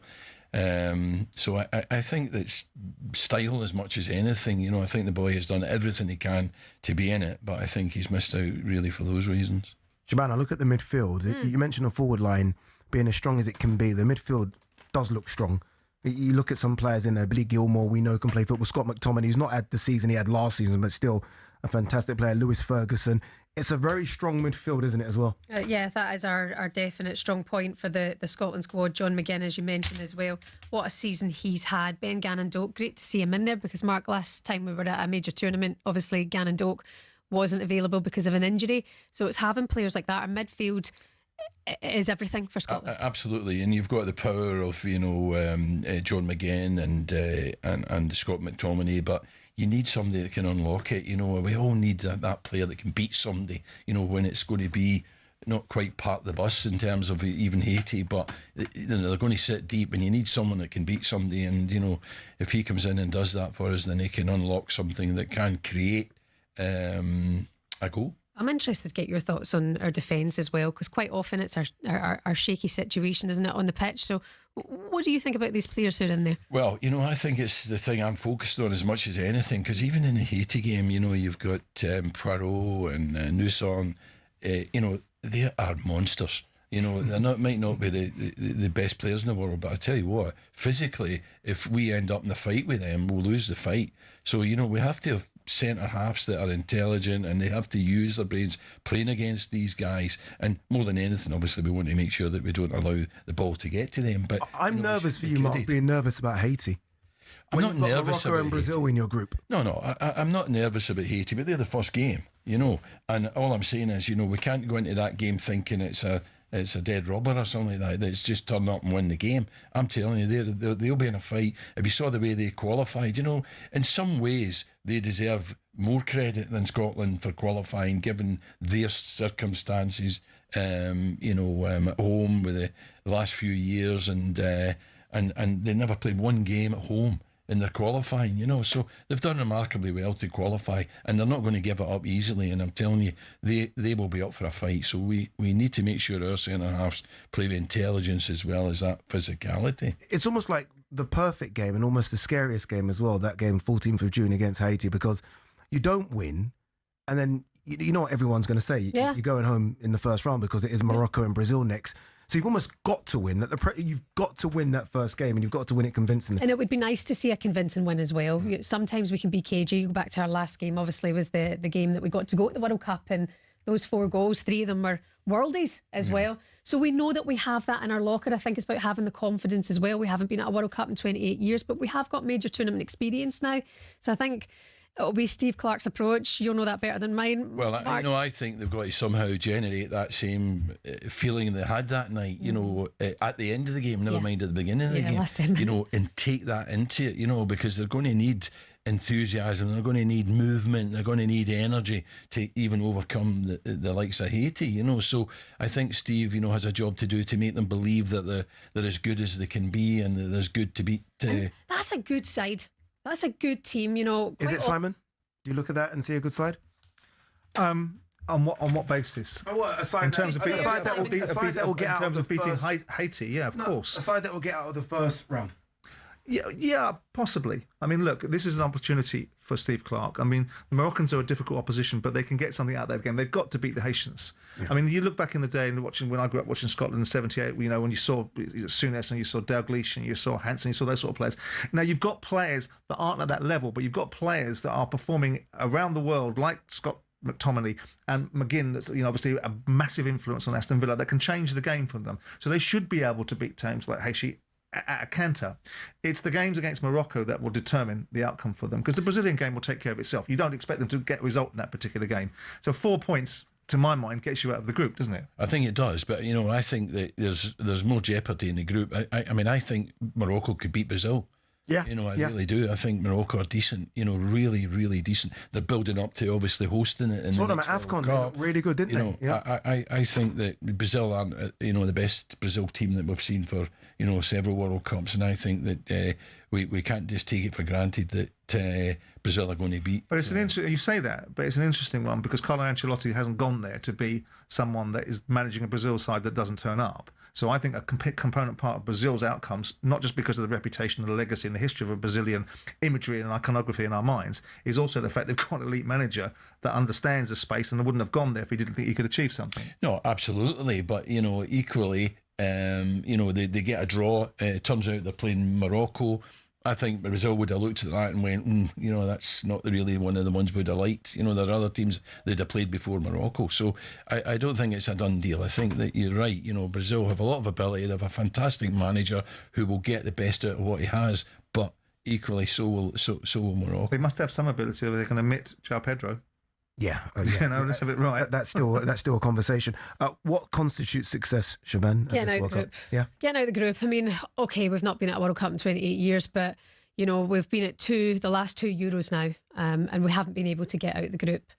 You go back to the first game at the Euros a couple of years ago, we got absolutely battered. Germany wiped the floor with us. I think that tournament was a massive learning experience for this squad. Okay, you're missing Captain Callum McGregor. He was the captain at the time. He's retired from international football. People like James Forrest, who have been around for a long, long time. Lots of experience in that team. But what I'm liking to see now is that balance kind of thing. Get out the group. I think 3 points could get us out the group. So go and win against Haiti. I think I completely agree with what you're saying, Mark. They're a good side. Maybe they're being underestimated ever so slightly. 3 points against them and see how the rest goes. Very quickly from both of you, Shaban, thanks for coming as well today. Steve Clarke, obviously contract expires pretty much after the World Cup. No talk about a renewal. We haven't heard a conversation about a renewal. Surely if you get Scotland to the Euros and the World Cup back-to-back, surely there should be a contract rolled out from straight away. What's the issue? Well, I think that Steve himself will be, a barrier to that. He'll be sort of hedging his bets a little bit, because I think if Steve goes there and does well, he'll have other options, So I think he's keeping his options open. So I don't think it's a case that the SFA don't want Steve to stay on. I think everyone wants him to stay on, regardless of how this World Cup ends up, because I think we look at it, positively that we've arrived there. So I think there'll be a contract for Steve if he wants it, but I think if he goes and qualifies out of the group, then I think people will take a slightly different view of him. I love Steve Clarke. I love him. I really, really do. Sometimes I don't think he gets enough credit he deserves. If he decides that he doesn't want to be at Scotland anymore, there has been that conversation around Derek McInnes, hasn't there, from Hearts to maybe be the next Scotland manager, who's done a wonderful job this year, falling short at the last hurdle. Handball, still a handball. Calm down. But I do think Steve Clarke will stay on. If we can get out of the group, he gets the new contract. Shaban, very quickly, for those just tuning in, if you can reel off the squad for us very quickly again. Goalkeepers, Craig Gordon, Angus Gunn and Liam Kelly. Defenders, Grant Hanley, Jack Henry, Aaron Hickey, Dom Hyam, Scott McKenna, Nathan Patterson, Anthony Ralston, Andy Robertson, John Suter and Kieran Tierney. Midfielders, usual suspects in there, Ryan Christie, Finlay Curtis, Lewis Ferguson in there, Ben Gannon-Doak, Billy Gilmore, John McGinn, Kenny McLean and Scott McTominay, and a forward line represented by Shea Adams, Lyndon Dykes, George Hurst, Lawrence Shankland and Ross Stewart. 23 days to go until the World Cup. Scotland kick off their campaign 14th of June against Haiti. Remember, every single game will be live across the talkSPORT network. Shaban, thank you very much. Mark, you're going to stay with us for a few minutes. We're going to talk about what happened at the weekend.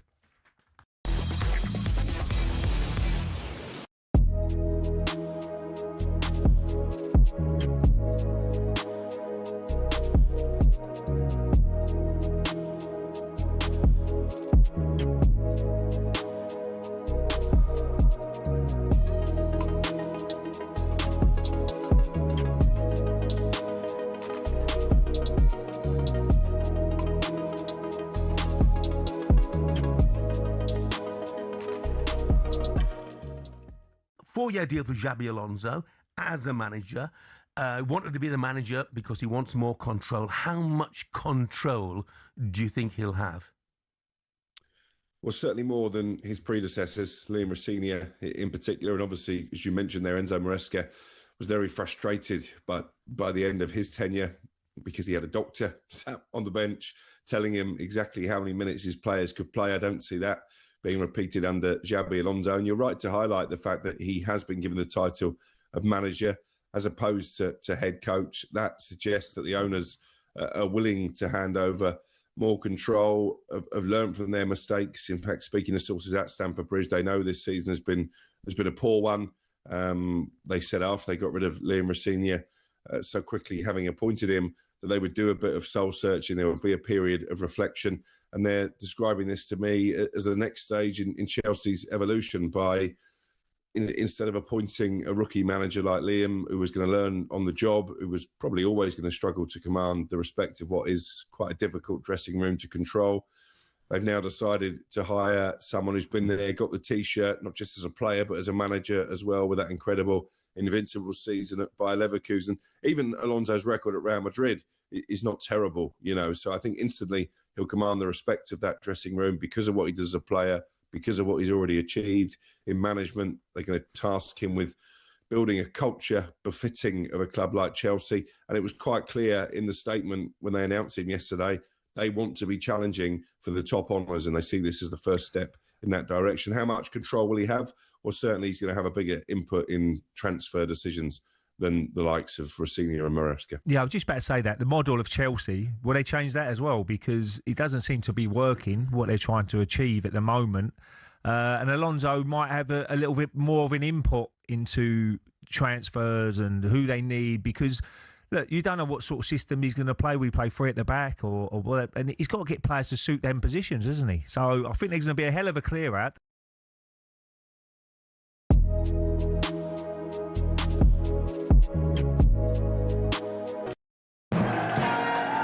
It's Danny Dyer!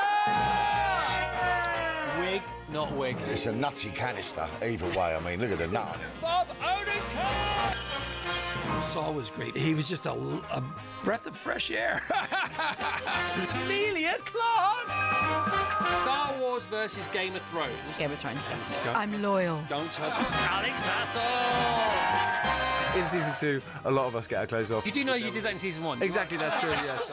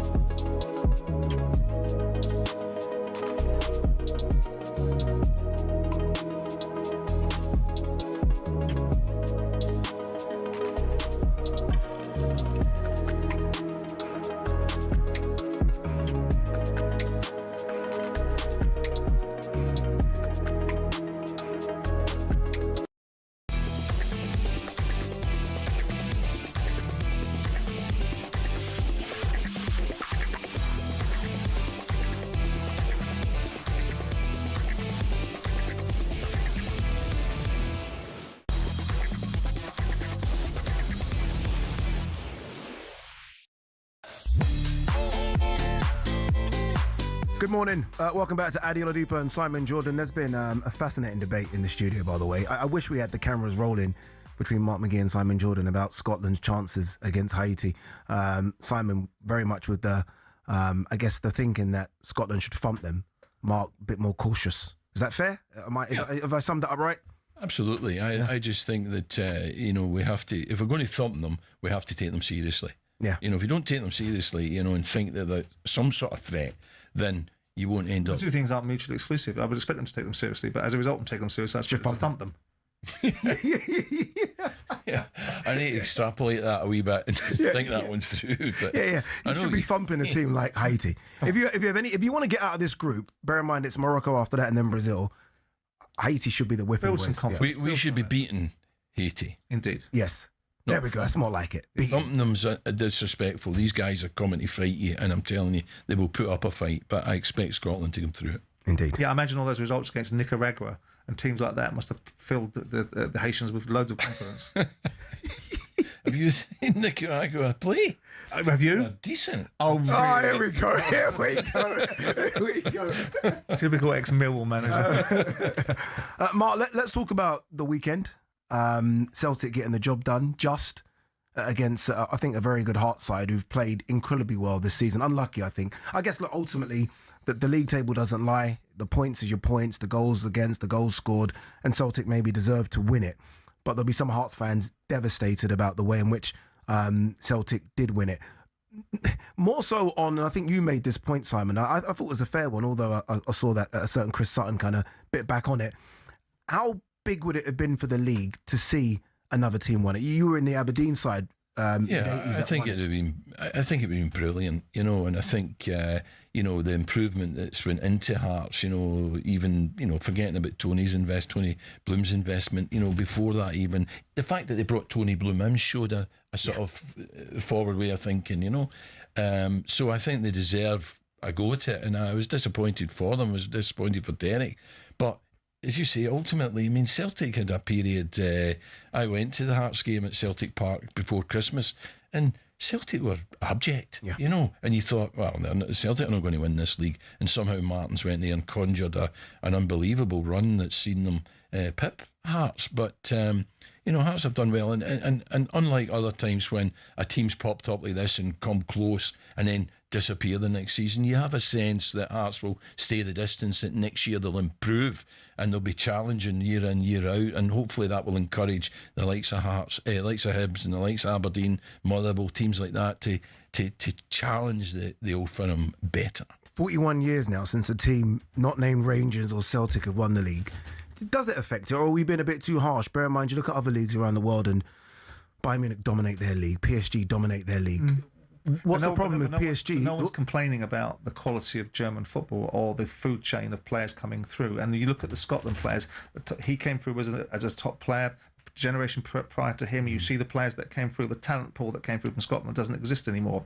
My point is not about Celtic winning the Scottish Premier League. Fair play to them. They won it on the last game of the season. They won it at their place. They had a bit of fortune by the nature of the draws in terms of they got their last game of the season at Hearts at Celtic Park, but that's the nature of the beast. They played them home and away before the split. They had some significant fortune in the game against Motherwell because it was never a penalty, despite the protestations of those that are biased towards Celtic. It wasn't a penalty in that Motherwell game, but they are what they are, and they won the game, and Hearts had their opportunities. They should have beaten Motherwell the previous week and rather than draw the game, and they should have gone to Celtic Park and seen it out, but they couldn't, so Celtic won it on merit. My point was, and which was too obtuse for Igor, in terms of Chris Sutton, was that the interest level that goes around Scottish football, the more interest you get, the more broadcast interest you get. The more broadcast interest you get, the more money you get into the game. The more money you get into the game, the better the game gets in that part of the world. Nobody besides Celtic and Rangers fans really care whether Celtic or Rangers win the league because they've seen it 111 times. But won't the fact that record numbers tuned in for that final game help that? Nothing. Well, if Hearts had won this competition, it wouldn't. It's not like Leicester. 7 teams have won the Premier League, right? 2 teams in the last 40 years have won the SPFL. 17 teams since the war have won the elite division in the Premier League. 7 in Scotland have won it. So there's this dyed-in-the-wool mentality that it's Celtic and Rangers, and it brings no intrigue. Yeah. And if you look at it's not that English are that prevalent in this conversation, but if you look at the interest of the British media to this situation, I would imagine it's unprecedented levels, because every year you see Celtic and Rangers doing the same thing.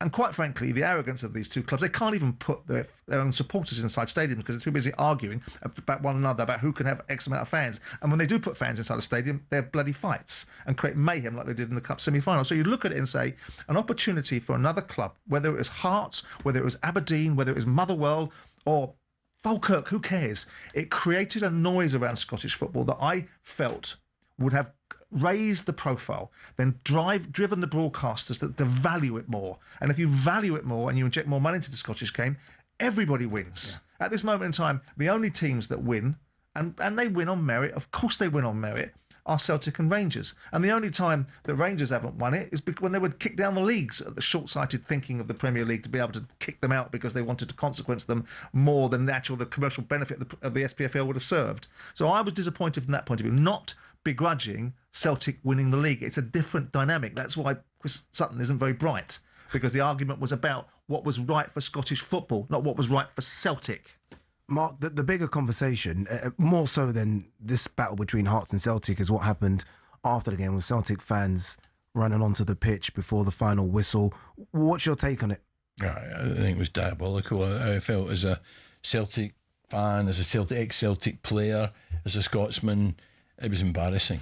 It just looks out-and-out thuggery. Now I know the majority of the people in that stadium it didn't condone it. So there's good people at Celtic. There's good people in the boardroom. There's good people in the stands. But somehow they have to deal with that element, and I just found it absolutely sickening. And watching the Hearts players being jostled and hustled the way they were was just, I thought, diabolical. That's the issue, though, isn't it? I mean, the fact is, media, football created pitch invasions. Football decided for years and years and years and years that it was wonderful. Look at all the fans running on the field. What a wonderful celebration and recognition of a team's achievement. Then football decided, now we don't want that anymore. We decided that pitch invasions, new terminology, rather than people celebrating on the field, are something it doesn't want. After years and years and years of celebrating it, it's not the fans getting it post-game. Yeah. The game was still being played. Accepted. right? But they're notwithstanding, even if they run on, we're not talking about them running on the field with 8 seconds to go. We're talking about them running on the field and confronting Hearts players. If they'd have run on the field when the whistle had blown and confronted Hearts players, an issue. No, there would have been. If there was altercations and hostility towards Hearts players and general aggravation, irrespective of whether the game had been finished or not, we'd still be saying the same thing.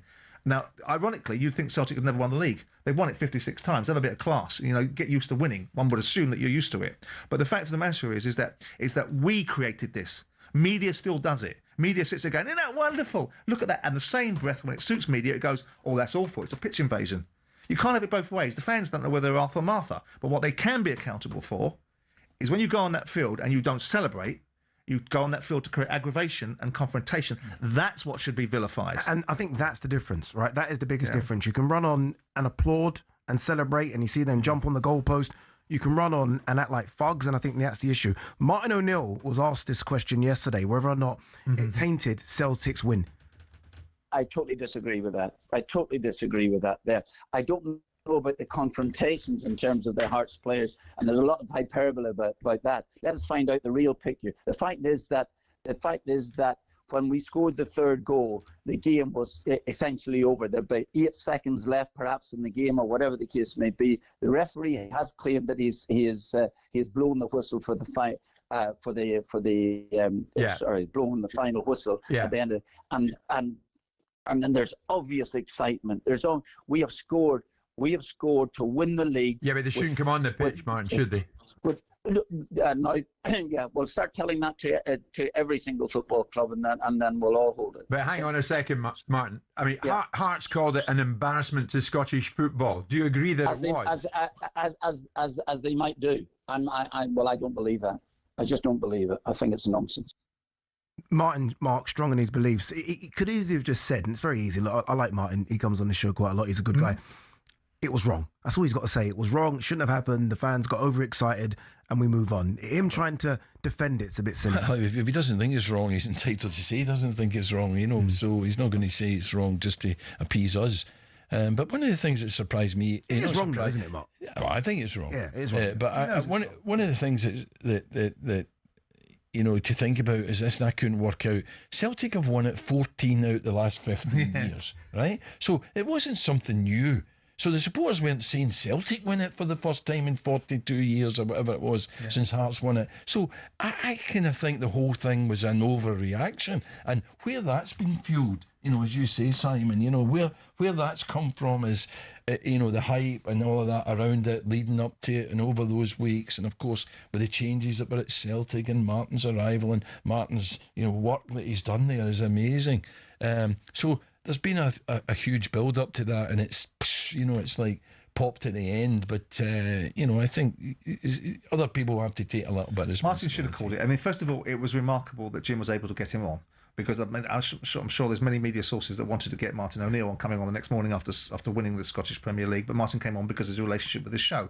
He didn't want to answer those questions. He didn't want to be put on the spot. If you ask him, does he think that the Celtic board behaved particularly well at certain times this season, privately probably thinks not. Publicly, he's not going to say it. It's a difficult question for him to ask. But bad things happen when good people don't stand up. And it was right for Martin to come on and talk about it, but it was wrong for him not to say, well, look, with the benefit of hindsight, if fans came on the field and did confront players, then that's wrong and it should be called out. Very quickly, Martin, does he stay on, yes or no? Yeah, I hope so. Yeah. Because he seems to be the man, and he seems to have the energy, and he seems to be wanting to. I think, he talked about how it saved his life. I don't know quite what he meant by that, but, clearly he's enjoying it. He should have been stuck in the studio with Kia, and that's what he meant. Scotland to beat Haiti as well, Mark, yeah? All right. Just coming up to 11:30, Ade Oladipo and Jordan.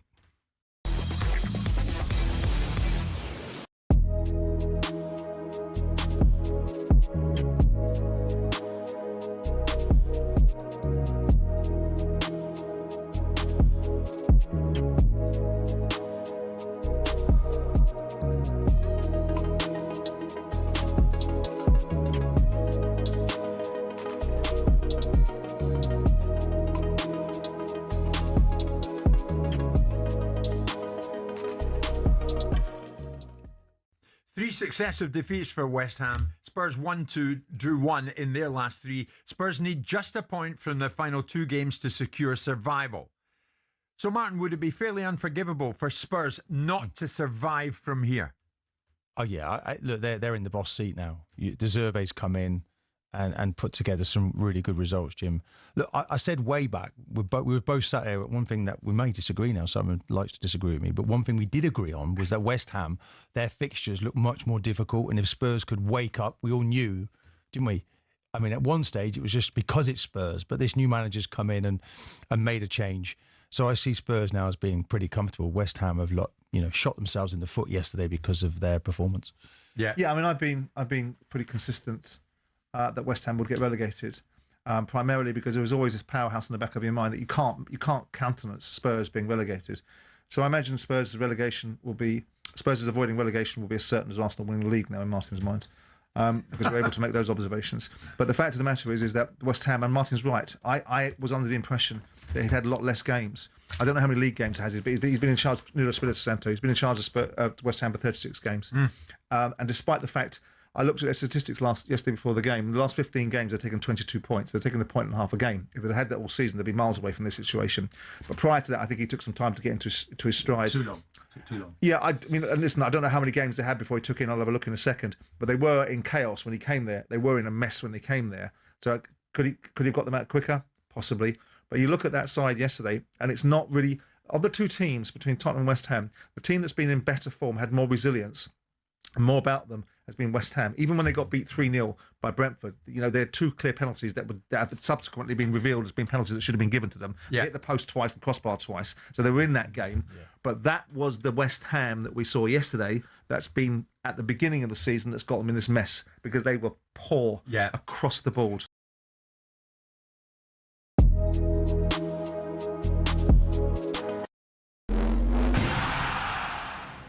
We're told Enzo Maresca's move to Manchester City has been lined up for weeks, if not months, as after 10 years and 20 trophies, Pep Guardiola is leaving Man City. But is Maresca the right man for the job? Here's talkSPORT presenter and Chelsea fan Olivia Bazaglo. One of the biggest struggles that Chelsea had under Enzo Maresca was breaking down a low block. And actually in the bigger games where it was more open and teams, came onto us, that's when Enzo Maresca thrived in the big games. Now, Man City can still win the title, but we're still waiting for a verdict on those 130 Premier League charges. talkSPORT's chief football correspondent is Alex Crook. And I think whenever we pay tribute to Guardiola and what he's achieved, we do have to mention that these charges are still hanging over their heads. They've been hanging over their heads for far too long. If Man City don't win at Bournemouth tonight, the title goes to Arsenal after they beat Burnley. But talkSPORT's Jamie O'Hara thinks Burnley should have had 20 minutes against 10 men after Kai Havertz escaped a red card for a high challenge. And is João Pedro unlucky to miss out on Brazil's World Cup squad? A 34-year-old Neymar is in. Here's Brazil expert Tim Vickery. Ancelotti will not play Neymar wide, so this has nothing to do with the injury to Estevan, who's been replaced in the squad really by Hyan of Bournemouth. Igor Thiago and Matthias Cunha are both included. Steve Clarke names his Scotland squad later. There's more at talksport.com.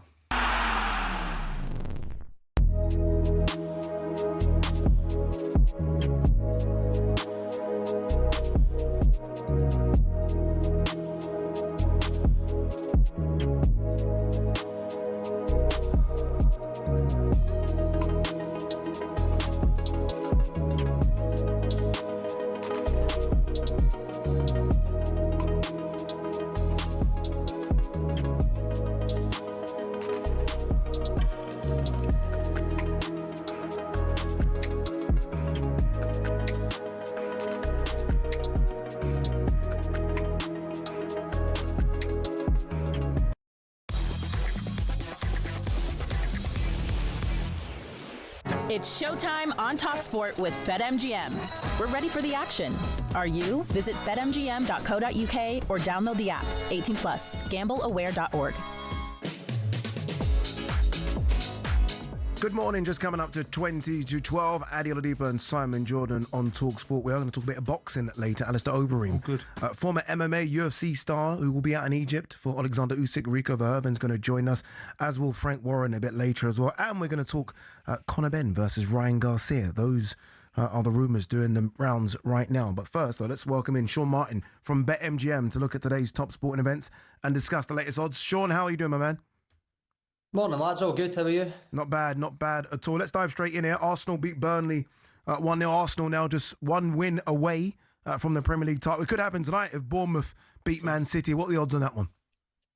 Yeah, Arsenal now 2-15 to win the title. They've responded well to those 2 defeats they had a few weeks ago. That's 4 wins on the spin now in the league. Last night, pretty much the story of their season. A goal from a set piece and then just don't concede. Palace away on Sunday, a few days before Palace's Conference League final, but it could well be over by then, as you say, with Man City away to Bournemouth tonight. Their odds-on favourites, City 8-13, and Bournemouth have lost 16 of their 17 Premier League games against them, but their one win was this exact fixture last season, and Bournemouth on a 16-game unbeaten streak, while a win secures them 6th, I'm sure, so potentially an absolute barnstormer tonight when you sprinkle on top the reports of, Pep Guardiola's departure too, guys. Bournemouth over 3-1 to win at home, and it's bang on 3-1 for the draw. Either of you tempted by either of those outcomes? Because a few of us in the MGM offices were, I must say. Interesting, isn't it? So I actually think it goes to the final day. Do you think as well, Simon? Do you think? I think it needs to go to the final day. I almost need that jeopardy. I'm with Alex, Alex Crook, who thinks that Bournemouth might get a result against Man City this evening. Yeah. I think Bournemouth are such a good side. Yeah, it's not going to be easy for Man City. I mean, obviously, Man City last week were undone by Everton. And royally undone, and lucky to get out of that game, and fair play to them. They managed to dig themselves back into it and get a draw of 3-3, and that's what's cost them the Premier League ostensibly. But I think they'll struggle tonight, and I think that Palace on Sunday, irrespective if it goes to the last game, I think Palace won't roll over, but I think the motivation won't be quite as prevalent. Although I was listening to various people last night talking about how Glasner sets things up and how he plays, and has done this previously when he was at Eintracht Frankfurt on the eve of a European Cup final. I think it was the Europa League. Still plays his strongest side. Yeah. So you can play your strongest side, but notwithstanding that, the players themselves will have a part of their mindset not wanting to get injured, not wanting to get in a situation where they can't play in a major European competition, if you consider the European Conference a major European competition. Of course it is. It is. I've ridiculed it in the past, but I have to take it as a big one now because it's Palace. but notwithstanding that, I think that's Arsenal at home and host, and I wouldn't be surprised if it's done this evening. Yeah, Bournemouth as well can make Champions League football as well, which is incredible. Big one at the Bridge tonight, Chelsea versus Tottenham. Tottenham, if they get a point there, if they get all 3, then they're definitely staying up. They haven't won at the Bridge for 36 years. Do they break that duck tonight?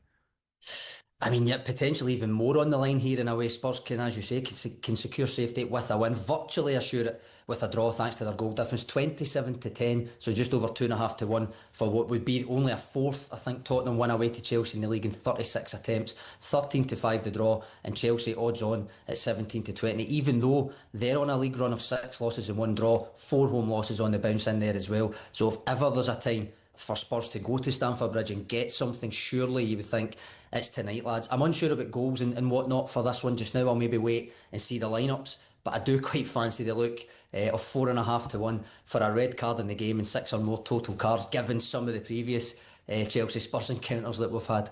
You almost feel like Chelsea will turn up. I know they haven't.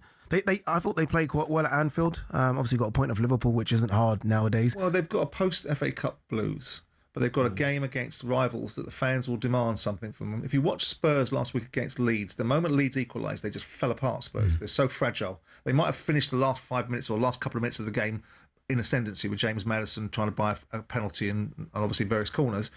But Leeds, the moment Spurs conceded a goal, it was like the air was taken out of them. Yeah. There's no substance in this team. There's no backbone. So if Chelsea want to play tonight and want to have a game this evening and are motivated by their own fans, then I would pick Chelsea to win this game, because I think Chelsea at home, they've got better players, they're a better team. Evidently they're a better team because they're higher up the league, and Spurs are very fragile. And despite the fact that De Zerbi has done his very level best to instill a backbone into them, against Wolves and Aston Villa, they didn't need one because both those sides were dreadful, specifically Villa, and they'll never get a better time playing Villa than that particular team that set up against them 2 weeks ago on the Sunday. But this game, I'm looking for atmosphere. I'm looking for a good atmosphere in the Stade Stadium. I'm looking for a real rivalry and jeopardy. And I think if Chelsea turn up, they'll beat Spurs. I can't remember the last time, Sean, that the final game of the season's gone to who's going to win the league, who's going to be relegated, who's going to make Champions League places, European. This is all normally decided. At least one of those 3 or 4 factors. To go to the final game of the season where everything's to play for is exciting.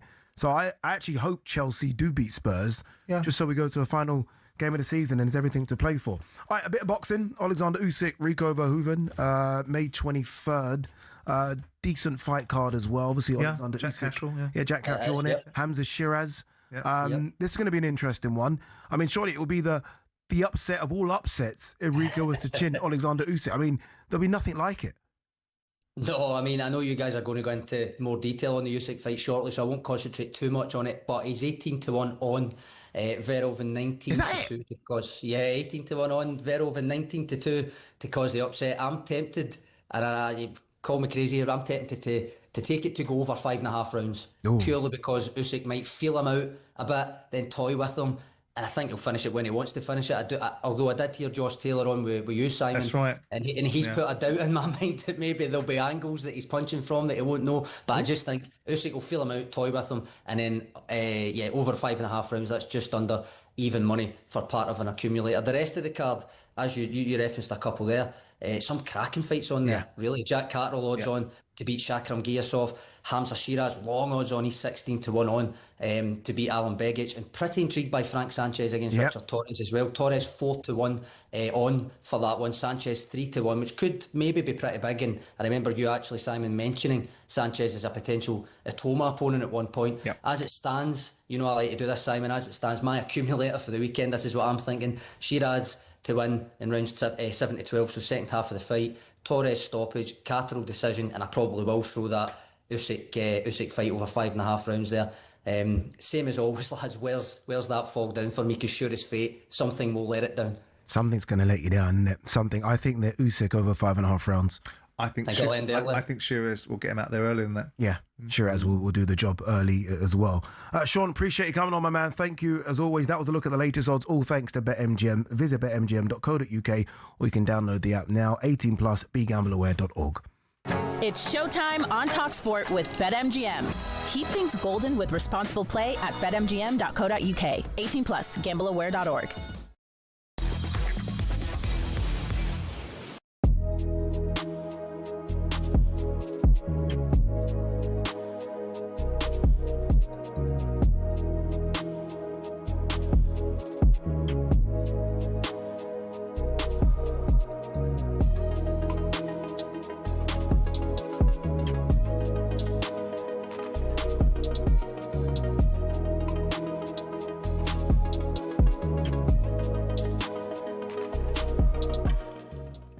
We had this conversation in the studio, and your bags of energy, and whilst you might be a little bit drained now, you'll replenish your tank, and there's plenty left in you. Do you think you merit the opportunity? Do you think Celtic should be offering you this job? I know it's a difficult question for you to answer, but come on, you've gone in there, you've fixed their problems, and you've steadied the ship, and you've won the league for them in a season where it's been a disaster for them. Do I think that Celtic should offer me? Do you think you merit it? Do I feel I've merited? Of course I have. Did you? I know, but I'm trying to move you. I'm trying to move you from the diplomatic fence-sitting position that you want to take. Did you chase Hearts down, Martin, or did they lose their nerve and blink?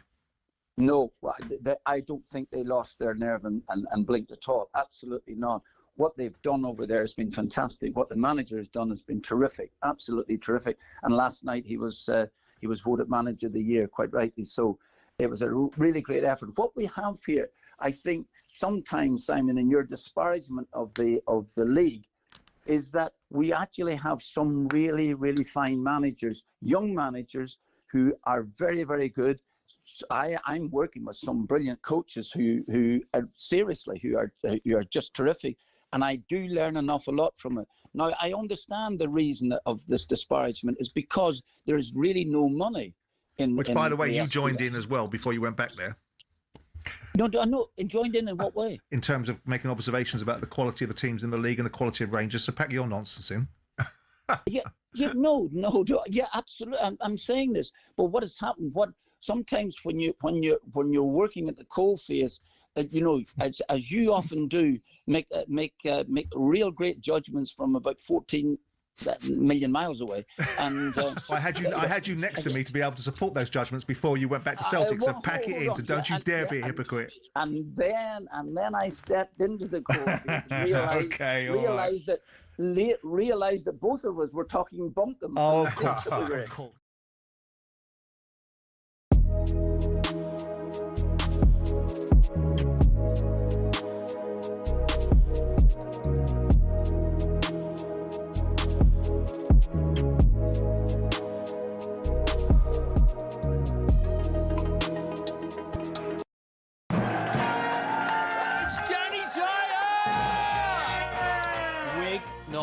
It's a nutty canister, either way. I mean, look at the nut. Bob Odenkirk!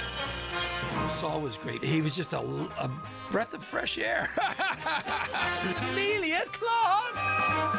Star Wars versus Game of Thrones. Game of Thrones, definitely. I'm loyal. Don't tell Alex Hassel! In season 2, a lot of us get our clothes off. You do know you did that in season 1. Exactly, that's true, yes.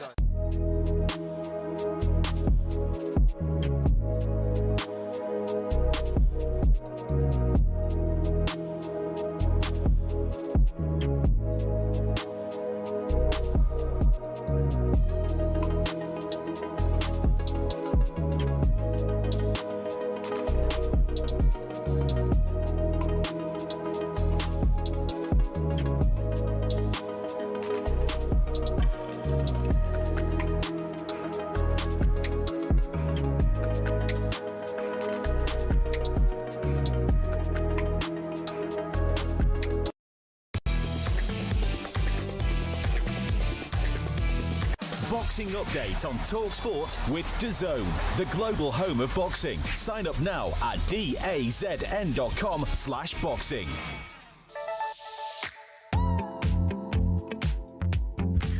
This Saturday, it's glory in Giza's former two-time undisputed heavyweight champion Alexander Usyk takes on Dutch kickboxing legend Rico Verhoeven with the WBC heavyweight title up for grabs, as well as Jack Catterall. Hamza Shiraz is on the undercard as well. Make sure you join DAZN Ultimate now and get Usyk versus Rico included at no extra cost. Just come to 12 o'clock. Ade Oladipo and Simon Jordan. Looking forward to this one. Looking forward to the card. I am and I'm not. I mean, I'm looking forward to the card, and I wasn't in the slightest bit looking forward to the main event.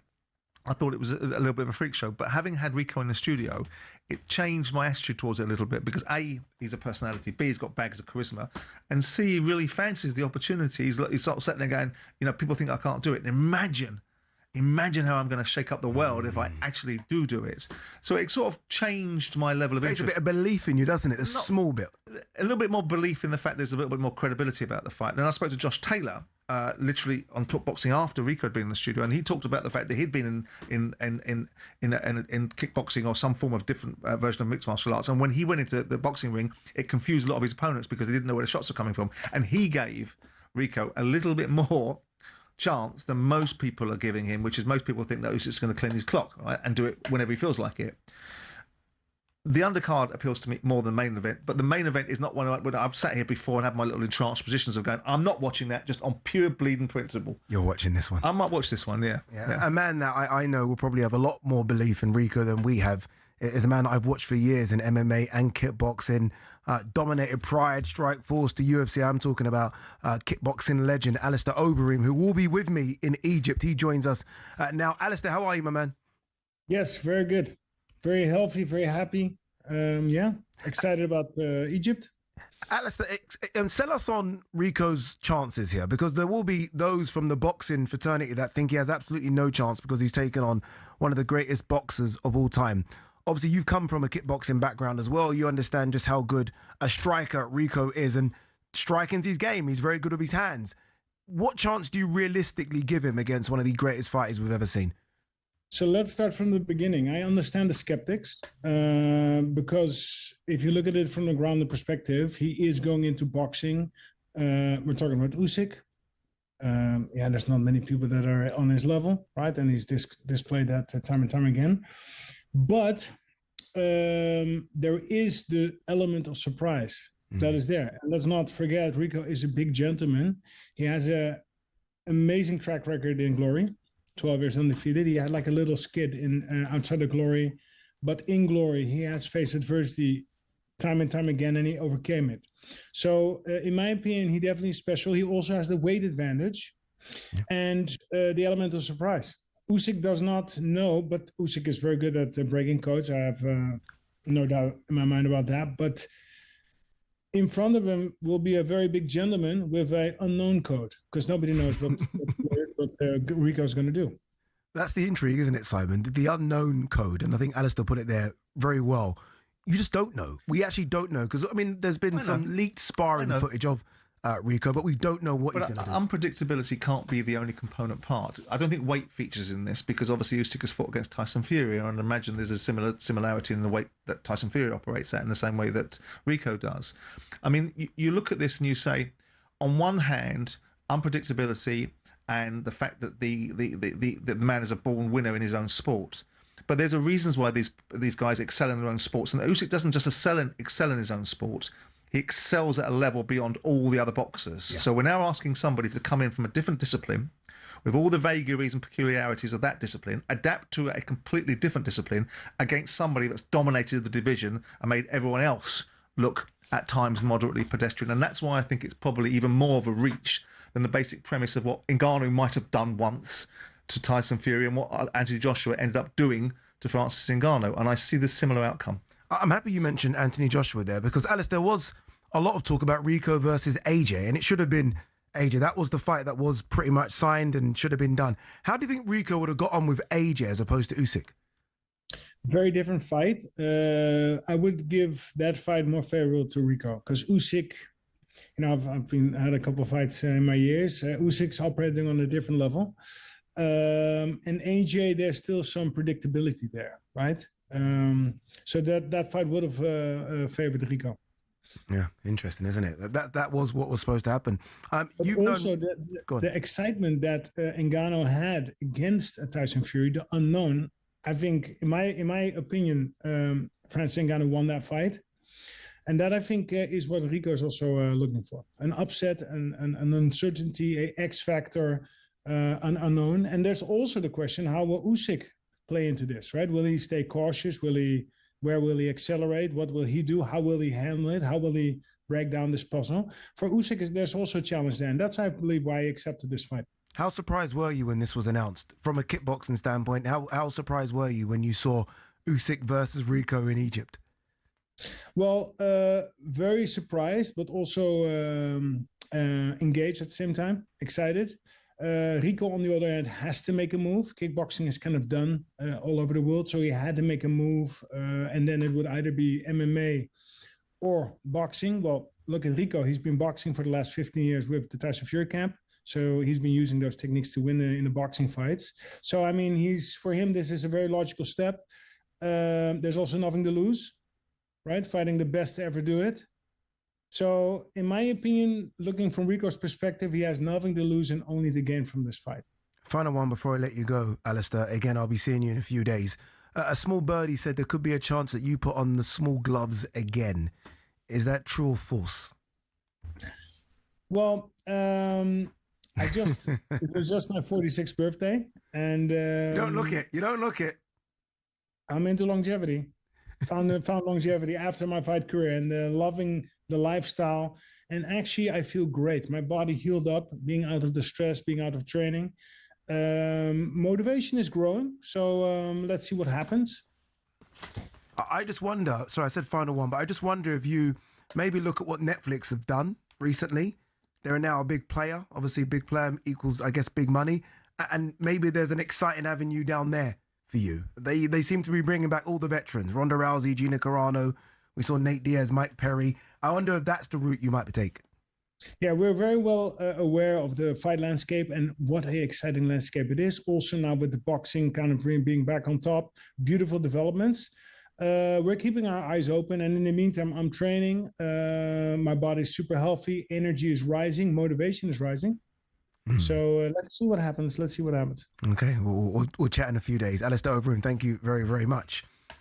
It's going to be interesting. You know what I like? It's going to be different. I like spectacles, and I think the idea of fighting in front of pyramids is actually something that I never expected before. It's going to be interesting. It's entertainment, it's marketing, it's show business. What isn't right about it, and I maintain this view, and it's not me being pious, is that fighters that have climbed the ranks to get a shot at a world title, like Ajit Kabiel, are sitting in the background while events like this are taking place. And I think if it was Rico's sport and he was being marginalised for an opportunity for a world title shot and had earned his right to be there and was watching a crossover, I think he'd probably be a little bit perturbed as well. So that's my main objection. And it's right to have that objection. Yeah, but I think the WBC are a clown college anyway, so it doesn't surprise me that they operate in this way. But it'll be a spectacle. On the undercard, some brilliant fights on there. Yeah, there's some brilliant fights indeed. All right, you're listening to Ade Oladipo and Jordan on talkSPORT with Selco Builders Warehouse. Check out this month's real deals at selcobw.com.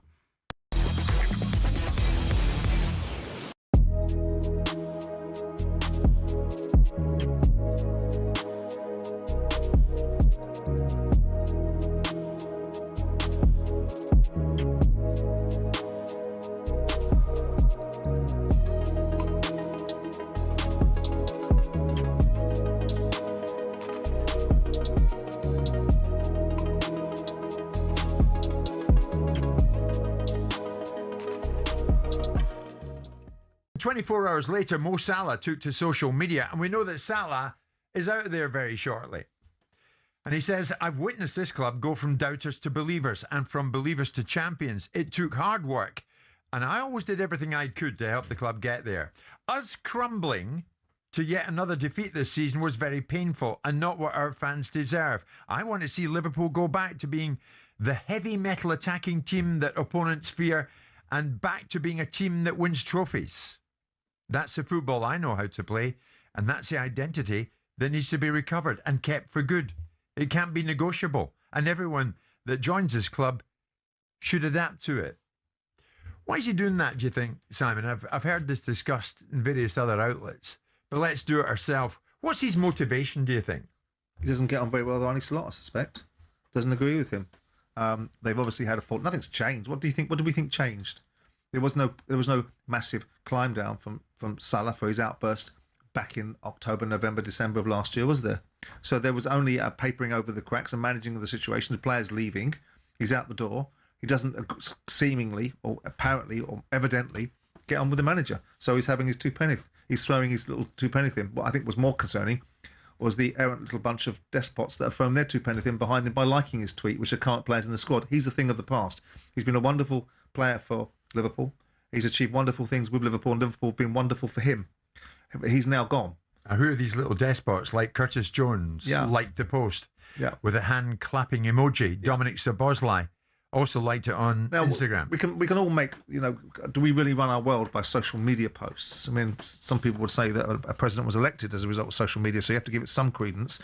But the fact that these guys have liked it, whilst I don't sit there looking around to see who likes things, there is an element of, was that really necessary? He's entitled to have his view. He's out the door. There's no casualties for him, besides perhaps leaving a mark on Arne Slot because he doesn't particularly like him and doesn't enjoy playing for him and doesn't respect him. Because clearly he doesn't respect him because he said the things he said.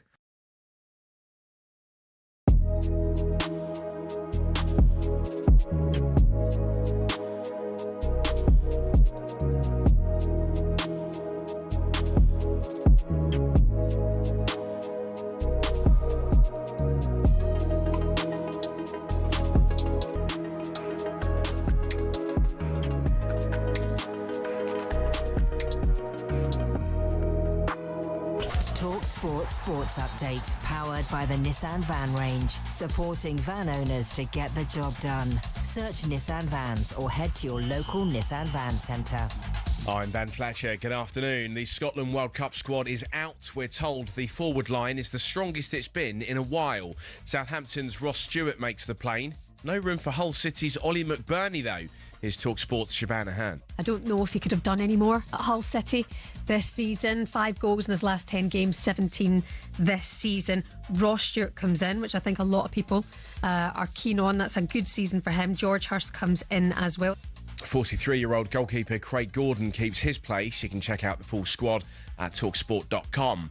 Next, Pep Guardiola will leave Manchester City as the best manager of all time. That's the view of Neil Warnock, who says that Pep's influence is felt even down in the National League South at Torquay. Torquay try and play like Man City. He's brought things in. I mean, you know, we haven't got the players that Man City have got.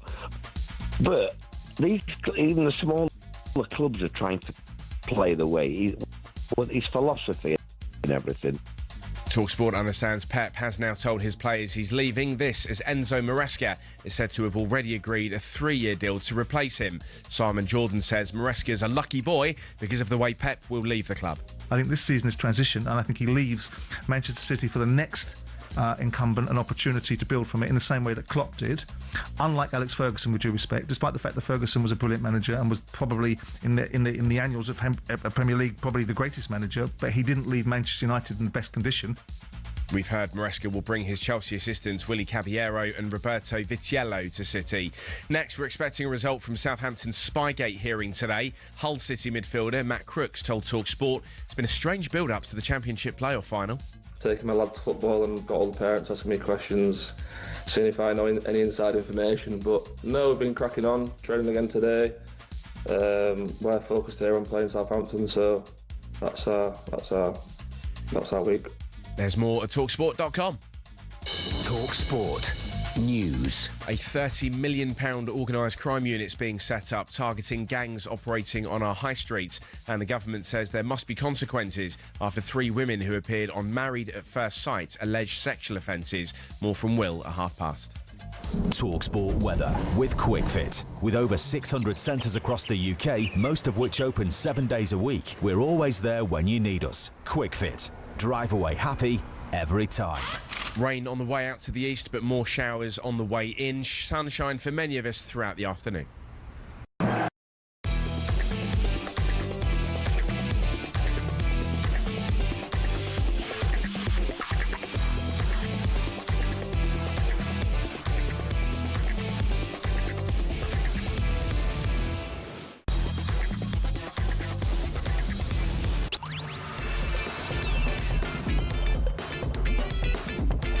Good afternoon, just gone midday, 12 o'clock. Ade Oladipo alongside Simon Jordan. Remember, with you until 1 o'clock. We are going to talk a bit Daniel Farke a bit later. The Leeds manager not happy at the hierarchy of the club, wants a bit more back in. And Gabby O'Bodnall is going to join us as well. Remember, Europa League final, Aston Villa take on Freiburg tomorrow. Gabby's been doing the rounds, doing haircuts.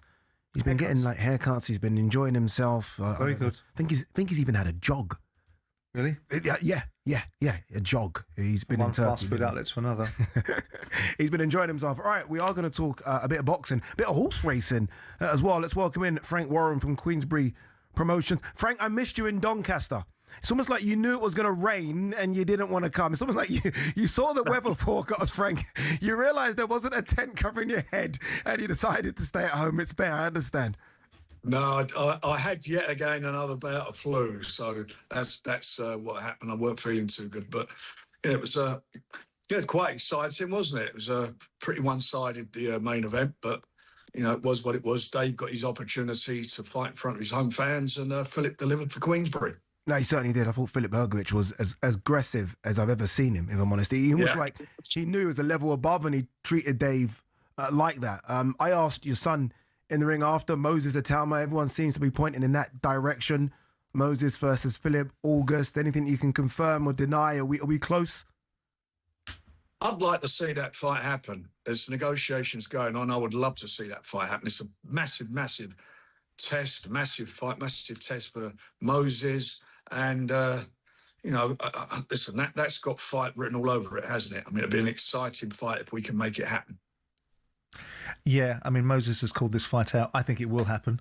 I think it's a good fight for Moses, but I still can't see much past Moses. I look at Hrgović, I look at him against David Adelaide, I look at him against Joe Joyce, I look at him against Dave Allen. With due respect, he's not working his way up the ranks in terms of the opposition. None of those opponents, irrespective of how hard David Adelaide hits, prepares him for Moses Atoma. And I just look at this and go, I think, with due respect to Hrgović, who had a wonderful amateur career, I looked at him against Zhilei Zhang, I looked at him against Dempsey McKean. Dempsey McKean was annihilated by Moses Atoma. McKean took him 11 rounds.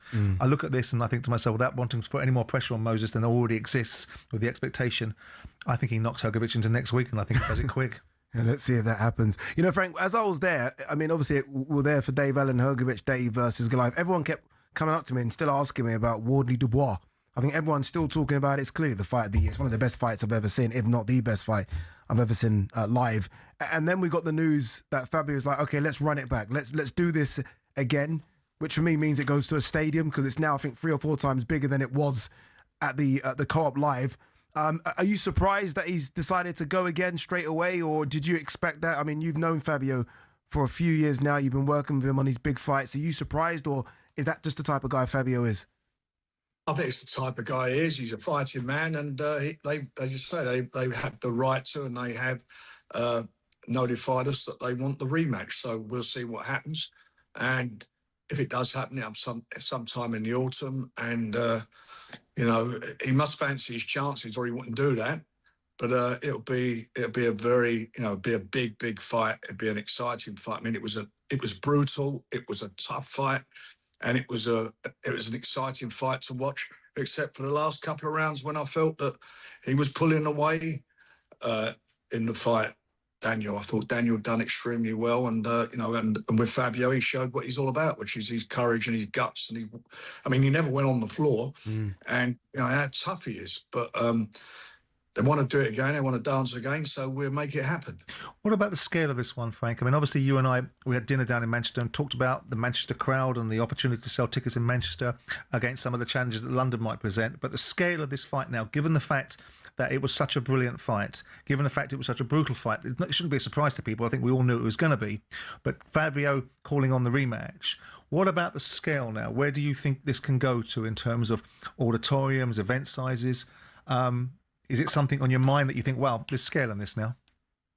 Well, I've got to be honest. What we had, the feedback we've had from everybody is, how much they enjoyed the fight. What an exciting fight. A lot of people, as Ade said, it's one of the best fights they've seen, and I subscribe to that. I genuinely do believe it'll wind up in a stadium. Yeah. I think it will happen, and this heavyweight division, as I keep saying, is so exciting at the moment. Some great fights. Fight the weekend we had, that sets up another one if we can get the I's and T's dotted and crossed for the big fight with Moses and Philip. They're cracking fights. I mean, we're making them happen. They're not sitting on their backsides, these heavyweights. Queensbury is unbelievably making these fights happen on a regular basis, these heavyweights, and it's exciting times for the heavyweight division. On what, Simon, I'm just going to piggyback on what you said there in terms of sort of Manchester. Almost, look, London's been the fight capital of the country for years. Manchester, I feel like, is fast approaching with what happens at the AO and Co-op. Is it set in stone that stadium fights are Wembley or Tottenham? Like, could it not happen at Old Trafford or the Etihad? Well, we've done shows in recent years. I mean, he was in Doncaster the weekend at their football stadium, giving his home advantage. Ryan Garner on the first is fighting down in St Mary's. We've done shows at Leeds, lots of Ipswich. We take the fights to the people, and they've got a big fan base. That's the name of the game. It's called promotion and building these guys and getting a following. And that's what we're, as I say, and I repeat myself, that's what we're good at doing. We focus on what we are, which are promoters, boxing promoters, and we're in the business of pushing and promoting our fighters. So there's lots and lots of options. I want to do a fight at the Emirates. I'm desperate to do a fight at the Emirates for obvious reasons, and I'm just trying to get them to knock the price down a bit. If we can get them to knock down the price, we'll be on there. There's been a few fights there, as well as some football being played at the Emirates this season. Final one before I ask you about Queensbury and horse racing, because that intrigues me. Tyson Fury talking about a fight in between AJ. Surely not, Frank. Surely you just get the AJ one done. Like, please, no more banana skins here. It's not about, well, it might be a banana skin, but, he can't be expected to sit out for 7-8 months again. The original intention when both of them signed up, or certainly when Tyson signed up for the fight, was that they would both fight in April and then have the fight in September. That's not happening for obvious reasons. The terrible tragedy that AJ was involved in with his friends. So he's having a warm-up fight, and Tyson will probably have one too, and he's entitled to do that. But, I hope it's not going to be too demanding for him, because, the name of the game is to keep him busy. So he's in the gym, he's training, he's focusing, he's match fit. And by the time the fight happens hopefully in November, they'll both be in prime condition and give what they've got left in the tank. I will say this, though. When you set like that, I can look at the schedule in my head and I see Itama in August. I see potentially Dubois versus Wardley around October, November, AJ, Fury. It could be a crazy end to the year for British heavyweights when you think of what is coming in the next sort of 12 months or so. All right, Queensbury, entering the world of horse racing and festivals at Epsom. What's going on, Frank? Come and fill us in here. Well, we're working together with Epsom on Oaks and Derby Day at Derby Festival, and the Hill, the famous Hill. We're providing all the entertainment on there, so we're putting it together and trying to get it, and I think we'll be successful in getting to be what it used to be. It used to be a festive occasion, a massive festive occasion. You've got the tops at one end or on the other side in the boxes and whatever, and the other side is where the people are. And we're, as you know, we're Queensbury, we're promoters for the people, and what we'll be doing there is putting on something that will be attractive, all sorts of things for different generations, and is free parking, no money to get in. You just come on there and just enjoy your day out and enjoy what's going on in between the fabulous race card. So we're talking music, we're not talking boxing at the race courses? No, We're just not music, boxing, entertainment. pure, yeah, pure entertainment. You know, we've got experience in that. I mean, I promoted Frank Sinatra many years ago and various other acts, and this is, for me, it's an exciting challenge for us. You know what the biggest challenge is? Convincing Simon Jordan to go to a race course. If you can do that, because I know Simon Jordan doesn't really like going to the race courses as much, do you, Simon? Oh, I hate horse racing. So there you go. So if you can convince him to come, then it'll be good. I grew up with it. My dad, my uncles, they were bookmakers, and when I was a kid, I worked on the race course, going back to the old days, you know, Tic Tac Man and, you know, and Derby Sabini. All that. Yeah, after that, no, that was my uncle, and his came after Derby. They all come out of Clerkenwell, where I come from, Islington, Clerkenwell. So that was the days, and they ran they looked after a lot of the pitches there and the point-to-point meetings, which in those days were a massive event, really well attended. And it was an education for me. I was only a kid, and you had to think on your feet. I was the outside man, and I got up and started betting, taking the bets when I was probably about 15, 16. And you've done very well for yourself, Frank, indeed. Arsenal, you were at the Emirates yesterday to watch their 1-0 victory against Burnley. It started to get nervy towards the end. I feel like you're going to be more nervous watching Man City versus Bournemouth tonight, but do you feel like you will be crowned champions tonight, Frank? No, look, it's in their hands. All they got to do is win the next game against Palace. I know Simon won't want to hear that, but they got to win their next match against Palace. And if they do that, they're champions. If you want to be the best, you've got to win the games and be the best and show you're the best. Last night was a very nervy match. I was a bit disappointed because I think, you know, God forbid that we get to a situation where we don't beat Palace or it's a draw. You know, it's really, really important as far as goal difference is concerned, and we needed to be scoring more goals. But we won last night. The atmosphere was unbelievable. It was electric. And, you know, over the last few matches at the Emirates, it's been amazing. I mean, what's been generated there and how hard everybody's worked at the club to turn it into what it is, and hopefully we're successful, and then cap it all the following weekend off to Budapest and do the business there. Frank, just before I let you go, a man that you've had from the very get-go, Hamza Shirez, fights on the weekend, world title fight as well, a weight class that I think just makes sense from 168 pounds.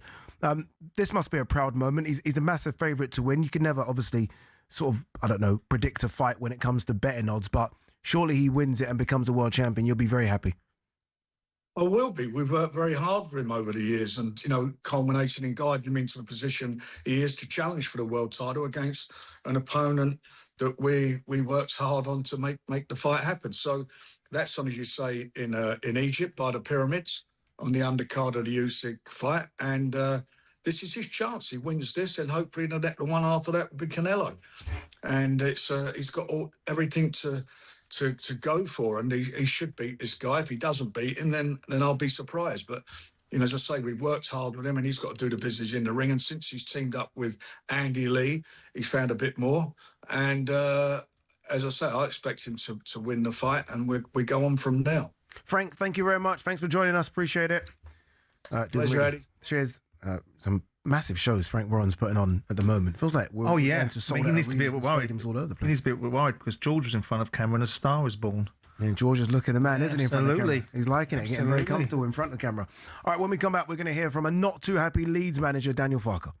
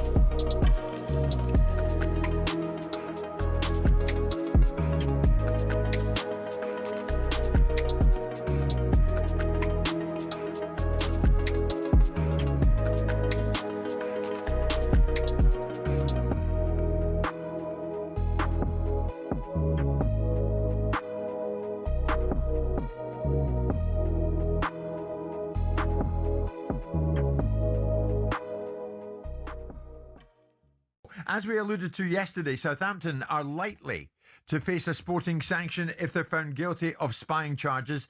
As a result, they could end up being thrown out of the playoff final to be replaced in that final by Middlesbrough instead, the team that they put out last night at the semi-final second leg stage. We said we'd look into this more thoroughly from a financial, legal expert point of view, and the very man who fits that bill is sitting to my right. Stefan Borsten joins us live in studio. And Stefan, good morning to you. Hi. We'll get into how this may or may not play out in the courts. Is there a precedent, Stefan, for chucking a team out of the playoffs? Well, it happened to Swindon, but it was different. Well, not in terms of the playoffs, but in terms of sort of annulling the promotion. But it was a different situation. I mean, there's no situation where you've had it all come to a head within this small window around the playoffs. In terms of spying / espionage, there's really very few cases anywhere in football in respect of this. So you've got the Leeds situation that we know about, where it was systematic. They ended up with a £200,000 fine. And effectively, the other part of the sanction was to vote in favour of the rule that then came in. This rule that we're now talking about in terms of the 72-hour rule. That was part of the agreement on that. So that brought the rule in. The only other case is actually from the from the Olympics with Canada's women's team. And FIFA in 2024 docked them 6 points.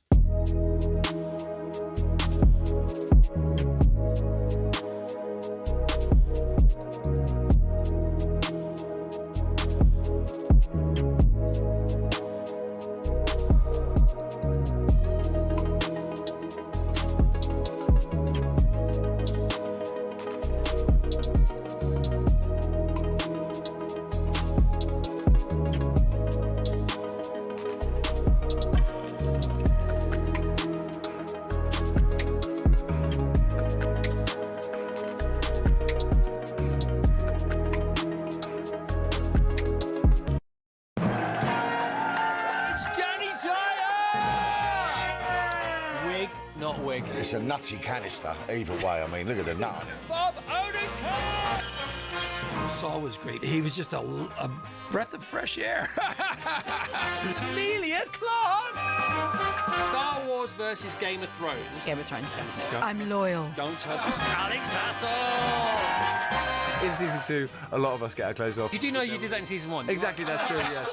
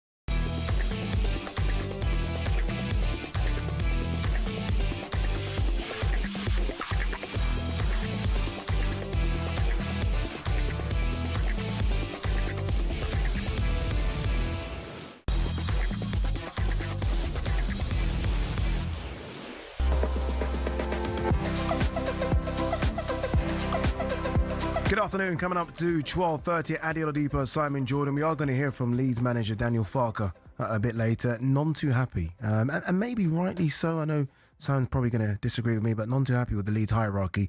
Wants a bit more back, and we're going to hear from him a bit later. But I did want to talk to you about the PFA, or the former regime that was there under Gordon Taylor. Obviously, Gordon Taylor left in 2021.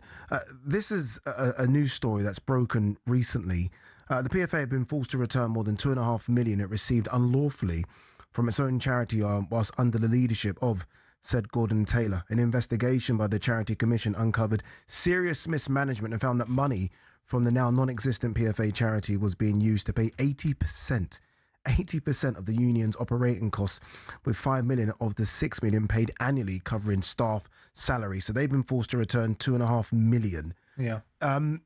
That's just wrong on so many levels. Yeah, I mean, it doesn't surprise me. It won't surprise people that listen to the show a lot for me to have a long run up at the PFA, because I think they're an appalling organisation, always have done. And I think Gordon Taylor, whilst brilliant in one respect, nobody could have rinsed the money out of football that Gordon Taylor rinsed out of football in terms of getting the broadcasting rights to pay 1% of the revenues to the PFA rather than the members. Every other union in the world goes to its members. This union doesn't go to its members. It goes to the broadcasters and takes 1% of the broadcast deals. And its job then is supposedly to make sure that its members, who don't really value it in the first place because they don't pay anything to be part of it besides some nominal sub. And if you actually ask them to pay what most unions would charge, which is 1.5% of the salary, they'd have no members. The dynamics of it is that Gordon Taylor has run it like a fiefdom, in my view. He achieved these remarkable outcomes with enormous revenues that should have been there to benefit the Dawn Astles or the Jeff Astles of the world, that should have been there to benefit the Penny Watsons, the Dave Watsons of the world and the Gordon McQueens of the world, without having to battle with your own union to look after your well-being in perpetuity. These seem to benefit the individuals within the confines of it. I've had major issues over the years with the PFA. I think they're not fit for purpose.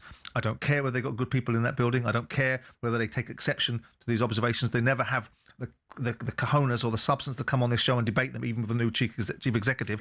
And we regularly take. Is it not a better organisation now than the one that was? I've seen no evidence of that. I've seen no evidence of it. Ultimately, once upon a time, Gordon managed to achieve this remarkable level of funding. A remarkable level of funding. And that should have been a force for huge good amongst ex-footballers that haven't had the benefits of the commercial opportunities that the modern-day footballer has. They've been dragged kicking and screaming and are still dragged kicking and screaming into areas that shouldn't be somewhere they need to be dragged to, i.e. CTE, dementia, all of these issues around ex-players that are still ongoing and still are asking for support from their own union. But with this, it doesn't surprise me whether there was a reason for the structuring of a charitable status, whether there's benefits from tax positions, that the reasons why the charitable status took in this money and then redeployed it to the union. It doesn't surprise me in any shape or form. And whilst it's a previous regime, and whilst that regime has had its own issues in the past and Gordon's had its own challenges, his salary was somewhere between £1 million and £2 million a year. The world's smallest union had the world's highest paid union executive. All of these things to me are morally bankrupt, but that shows you the profligacy and the lack of attention to detail that football allows. You've got a union that's got its own members that don't pay for it to be funded, a broadcaster that pays for it to be funded, and a union that doesn't seem to represent its players, never has any real significant things to say when it's challenged on platforms like this, because I can challenge it because I know how it exists. I banned the PFA from my training ground. I wouldn't have them on my training ground. I'm not a major admirer of unions, but even less so in this instance. The Brendan Batsons of the world, people like that, wouldn't have them on my training grounds. How's an organisation like the PFA, and I say the sums of money again, £2.5 million, which is a massive amount of money. Yeah. How have they been able to get away with that for so long? Because they mark their own homework. They were judge, jury and executioner. How were they able to have a vanity play that spent hundreds of thousands of pounds on a PFA awards every single year because Gordon Taylor particularly liked that? How did the chief executive of that business draw a salary of up to £2 million a year? Ask yourself these questions. Why aren't the players that have previously been under the care of the PFA being looked after the way they could and should be? Why isn't the union funded by its members? Because it's jobs for the boys. It's nonsense. It's an industry that doesn't need a union. They'll say, we'll go further down the pyramid. Nonsense. It's nonsense. You don't think the players need a union? Of course they don't need a union. And if they did need a union, and ask the players to fund it and see how many members they'd have. If you took the average footballer in the Premier League and told him that he had to pay 1.5% of his salary, which is a normal funding mechanism that most unions get, the average footballer would be paying something like £40,000 a year in the Premier League, and they wouldn't pay a penny of it. They have no value of the PFA. They don't need the PFA. It's not a union that's particularly required. None of these players have been massively disadvantaged. So, with due respect, the only time the players ever want the union is when you have things like COVID and they tell, don't take pay cuts. Then they'll pop up and tell everybody that they shouldn't take pay cuts, irrespective of the fact that they trust the broadcasters, they trust the chairman of football clubs to bankroll them during difficult periods and negotiate broadcasting deals. They don't trust them when it comes to having to take a step back. I think if players were told more about what the unions can do for them, I think players would be invested. Because when we see clubs go bankrupt and players' wages not being paid, I think players would get behind it. But that's not true, because clubs don't go bankrupt and players' wages do get paid because players are secure. We've seen wages not being paid or not being paid at the right time. That's fine, but they always get paid because you can't not pay players. You're a secured creditor. You're a football creditor. Berry? Berry's one example. Possibly one example, but that's one example of hundreds and hundreds and hundreds of businesses around the world that don't have that protection and don't have unions to protect them. As far as I'm concerned, this union has never been fit for purpose. So you're asking the wrong person to give it any kind of support. Okay, based on that then. But as quite right to point out, this is a previous regime. Yeah. But there's nothing from the new regime that I've seen that would indicate that sort of stuff's going on. But there's nothing to indicate the main issues that I have with this union is they don't do their job properly, they don't represent their members, and they aren't worth the money that they're getting. Nothing about what I've seen from them over the last 3 or 4 years has changed my view on that. Very, very quickly on that then, the fact that I used the words unlawfully and they're having to pay back $2.5 million, is that punishment enough? If you're giving back $2.5 million, which you shouldn't have taken, and it's unlawfully, which would then say to me it's illegal. Well, if it's a criminal act, it's a slap on the wrist, isn't it? If it's a criminal act, then those that did it should be consequenced. Yes. But you're asking somebody that feels that they've got no credit in the first place. You're asking somebody to suggest that is it punishment enough? Am I surprised that they operate in this fashion? No, I'm not.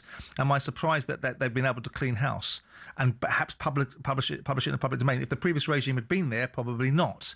And so a bit like the Chelsea situation, there's zero-sum game to be lost here. They are declaring something before someone declared it on their behalf and detailed the fact that this is an issue that happened in a previous regime and apportioning all the blame with that. Now, I assume it's not going forward anymore and there's no reason for me to believe that it is. But I still maintain the same view.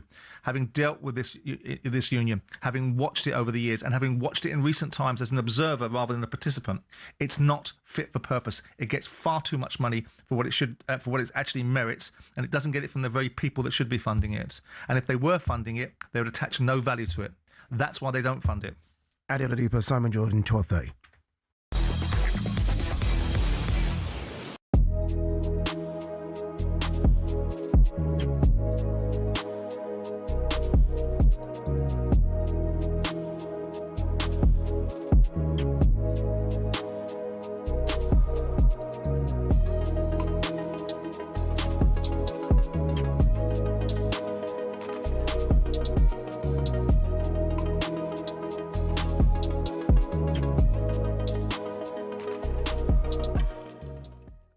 How much credit does Bruno Fernandes deserve? You're not a fan of this assist thing, are you? Now that he's equal Thierry Henry's record. Well, no, I mean, Thierry got 20 assists and 24 goals. We're just talking about assists. No, but altogether, my thing with this, right, is fair play to him. He's equal to a very good record, and I've got no issue with that whatsoever. I'd like to see a little bit more emphasis on goals rather than a few goals and a whole load of assists. I mean, not his job to score goals, but I hear you. De Bruyne's got the same record, and 13 goals. Yeah, he's got 8. So there's we might score 6. Numbers work, right? Using my lines, you've learned very well. High five. Yeah, good work, man. But no, yeah. Listen, what he's done in a bad Manchester United period is phenomenal. Certainly this season with the assists, and it was funny because watching the game, there's so many times he got a shot and he opted to pass it because he's obviously desperate for his record. Yeah. So yeah, I mean, I get it, but I can't remember when all of a sudden goals and assists became a thing. Certainly when I was playing in the Premier League, it was all about, if you're a striker, goals.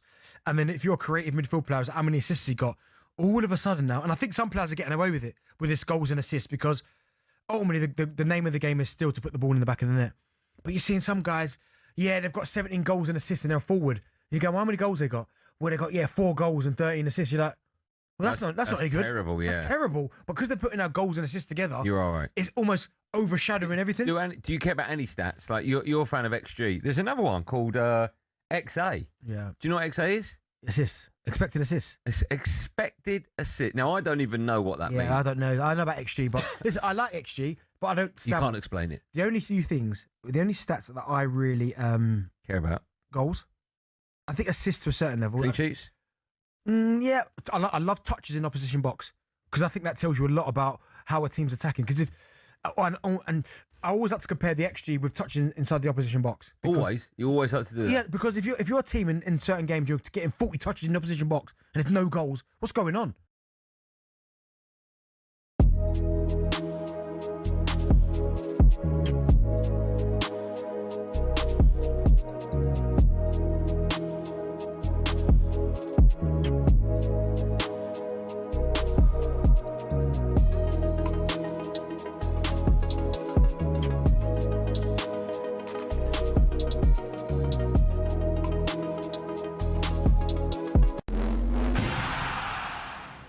We're told Enzo Maresca's move to Manchester City has been lined up for weeks, if not months, as after 10 years and 20 trophies, Pep Guardiola is leaving Man City. But is Maresca the right man for the job? Here's talkSPORT presenter and Chelsea fan Olivia Bazaglo. One of the biggest struggles that Chelsea had under Enzo Maresca was breaking down a low block. And actually, in the bigger games where it was more open and teams, came onto us, that's when Enzo Maresca thrived in the big games. Now, Man City can still win the title, but we're still waiting for a verdict on those 130 Premier League charges. talkSPORT's chief football correspondent is Alex Crook. And I think whenever we pay tribute to Guardiola and what he's achieved, we do have to mention that these charges are still hanging over their heads. They've been hanging over their heads for far too long. If Man City don't win at Bournemouth tonight, the title goes to Arsenal after they beat Burnley. But talkSPORT's Jamie O'Hara thinks Burnley should have had 20 minutes against 10 men after Kai Havertz escaped a red card for a high challenge. And is João Pedro unlucky to miss out on Brazil's World Cup squad? A 34-year-old Neymar is in. Here's Brazil expert Tim Vickery. Ancelotti will not play Neymar wide, so this has nothing to do with the injury to Estevan, who's been replaced in the squad really by Hyan of Bournemouth. Igor Thiago and Matthias Cunha are both included. Steve Clarke names his Scotland squad later. There's more at talksport.com.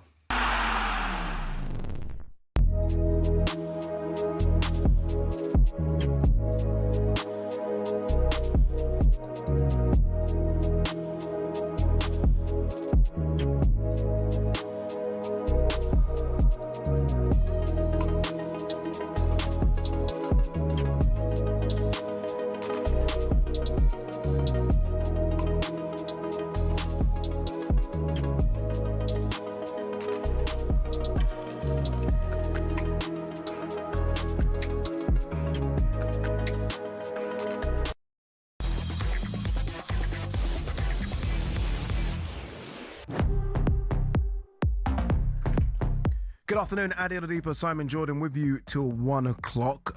Daniel Farke's had a lot to say in the last couple of weeks, mainly prior to the game against Brighton. Remember, Leeds won that game 1-0. Comfortable in the Premier League table. They are 14th. We'll probably finish that as well. This is what Daniel Farke had to say. I think it was an aim at the Leeds hierarchy prior to that game against Brighton. Yeah, I'm ambitious. I want to play something to play something to play for, and I'm not the right choice if it's about like maintaining somehow the status quo. We had as a club exactly one good season in the last 25 years in the Premier League. A few years ago, the first season after Marcelo, after promotion, and we missed to build on it. This is more or less like what I think we need to do, not to miss in developing and just trying, more of the same. It's important that we develop, and this is what I stand for. I know also what is possible here at Leeds United, and how much I'm connected to this club, and how much I believe in this club, and also what is capable to do. I think I've also expressed this in this way, but it's important also like that we're all on the same page, because I don't decide for the club. I don't own the club anyhow, and don't run the whole club. I run the sport, but for me it's important that we are 100% on the same page, and we have to speak about what we will do. It's important to sometimes watch an interview as opposed to read it. When you read the words, you almost feel like maybe he's throwing his toys at the pram. When you watch him, you can see it's a man that clearly just has passion, a love for the club. And I think he's right on everything he said there. It's a club that have been yo-yoing. It's a club that found itself in the Championship for a very, very long time. A club that believed in the Bielsa project, maybe didn't back it enough. And a club that has appointed Daniel Farke. He's got him out the Championship. They've got stay in the Premier League, which they were favourites to go down. Let's not forget that. Yep. And he's almost crying to the hierarchy. Spend some money. Still spent 100 million quid. Not enough anymore. Well, you make that argument, but this day and age, we mustn't lose sight of the reality of what 100 million pounds is, because it's a large proportion of what you get for getting promoted to the league. If you're going to stay fourth from bottom of the league, you're going to get 120 million quid if you stay in the division. So you are consuming not just the entirety of your benefits from going into the broadcast deals that you get, but you also then got wages to go on top of it. Yeah. So it's not just a case of just spending 100 million pounds. It's an interesting one, because He kept his counsel at the beginning of the season. A lot of people were after him in terms of this potentially is not a manager that can keep you in the division. They were drawing parallels between the fact they'd taken Norwich up. He hadn't been given any money at Norwich, and so it was an unfair parallel. It's interesting he's using his time, he's using his currency. I'm not entirely sure I agree with all aspects of what he's saying. What don't you agree with? Well, I think there's a way to convey the message that you have. Your currency's higher. Yeah. You're exerting your strength. There's an element of flexing in this. Right? I'm not the person. I stayed in the league. If you want to maintain the status quo, okay. So the alternative is what? Status quo, to some extent, is what most clubs would like to achieve by staying in the Premier League. Staying in the Premier League is the first ambition of Leeds United to some extent at this moment in time, after spending so many years out of it and only a few years back in it. And the Bielsa project wheels came off relatively quickly after about 18 months, and they needed to have gotten rid of Bielsa probably a little bit earlier. But they stayed with him because they wanted to back him. Now, the balance between giving a football manager what he wants and what's economically right for your football club is a very difficult balance to walk. It's one that Crystal Palace have been challenged by, my old club, because if you look at Glasner, who are you going to get better than Glasner? You're not. But they're losing him because they wouldn't back him. And they've sold players. They sold Elise, they sold Eberechi Eze, they sold Mark Gehi, and they have only invested a proportion of that money back in. They're losing a manager and they're going to rebuild again. But the economics of the club are more prevalent in their minds than the individual moments of glory that perhaps a manager can get and then disappear and leaves behind a financial situation that may not be to the longevity of the football club and its best interests. You've got to walk this line. And I think this is a conversation he has with the owners. I think this is a conversation. How would you take that from a manager saying, if you don't back me, I'm going? That's basically what he just said in a roundabout way. I would expect him to say that to me. As opposed to what I would have no problem with him saying it to me. I would have no problem with him saying to me in no uncertain terms, right, I've proved the point. I've taken you out of the division. I've achieved staying in the division. I can achieve more, and my ambitions are big, and I want to work for this football club. I see the scale of opportunity, but I'm also ambitious. So I want you to back me. Now, what backing me means, I don't know, because if you spend 100 million, what does it mean, spending 200 million? Why has he gone public, do you think? Because he's public, because he's a football manager. Not because he's had a conversation and he's been told what the kitty is for next season and he's not happy. Maybe. Or maybe he's laying down a marker very early because his currency's high and he's laying out his position, or maybe he's responding to questions from the media and we're not seeing the full length and breadth of the interview. But what he is doing is having a conversation that's positioning him well. It can't position him badly because, except with the people that he works for, of course, which should be his primary concern. But his primary concern will be, I'm going to position myself as a manager that's defied conventional wisdom that suggested the Leeds were going to get relegated. I've won that battle. That's now won the fans over. Because the fans were the noises about whether he should stay in his job. And I'm now going to play to the fans' own self-image, which is Leeds United, by the way, are a huge football club. And Leeds United should be looking upwards and not trying to stay in the division. I would suggest to you there's a distinct possibility that the guys that own Leeds United, that are very experienced, very wealthy, that have multiple investments in multiple football clubs, including Rangers, know what it takes to be relatively successful and will want to be successful. They didn't buy Leeds United of Radrizzini to be in the Championship. They might have got a deal on the back of it because ultimately Radrizzini got less of a price and it made it more of an economic purchase for them. But they know where the game is. They know that being in the Premier League is the game for them and for their commercial investments. And so they will determine with the manager what is the right level of investment for the incremental opportunities to build Leeds, to stabilise Leeds, to make sure that Leeds have got a proper platform to build off. So whatever assault they want to have on being an elite football club in the Premier League can be built on foundations that are solid. And that's the balance between a manager having this conversation in private or to some extent playing a little bit to the gallery of Leeds that will be, we are big, and we don't want to maintain the status quo. And the manager's right. We should be pushing the envelope. And he absolutely should. I don't think that's the right way to do it. As diplomatically as he's doing it, he's doing it. He might be using very couch language and he might be suggesting that that he's not trying to suggest he owns the club and he understands whose money it is. But he's also saying unequivocally, maintaining the status quo ain't good enough for this fella. And I'm not sure, with respect, that you've got that much cachet. No, you haven't got that much credit. You deserve respect. You deserve to be supported. You've done a wonderful job for Leeds, and I think his pivot and his change, and Leeds becoming a very difficult side to play against mid-season when he dispensed of his ideologies and decided that Leeds were going to play in a certain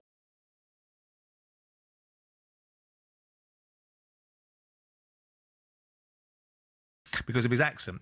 But his performances and his outcomes are worthy of him being given a significant amount of support. But he doesn't get to determine unilaterally what that looks like. And that's what he's trying to do there. Yeah, playing to the gallery. Also, maybe having those conversations in private as well. But very difficult situation for the owners. When do you believe that Leeds are now an established Premier League side and you ready when they to go? say so. Or when? When they say so. And ultimately, the owners will want an upward direction. It's one thing, if you go spend 100 million quid to achieve one place up the league, with respect, despite the fact that the fans will see that as ambition, it's ambition without care for consequence is what football managers have. They don't care because if they depart, they will care in the interim period because it adversely affects them. But when they've departed and something better's come along, or an opportunity's passed them by, or they've failed and they've got binned out the door, you will be left with the ramifications of decisions. So it's incumbent upon good ownership to have the balls to go, okay, I understand the backdrop, I understand the public perspective, but I've got a bigger responsibility, which is to try and manage this football club. I've got PSR to be governed by. I've got financial affairs to make sure that the football club is bigger than an individual. It's bigger than the owner. It's bigger than the manager. It's an entity in its own right, and it should have, to some extent, a blue plaque above the door. But it also has to have owners having a relationship with managers where that sort of stuff, as politely as it was done, doesn't get played out in the media. Because that, to me, is a little bit off the reservation. All right, when we come back, we're going to Istanbul. Gabek Bonnohor is there, no hair. Freiburg versus Aston Villa Europa League final tomorrow.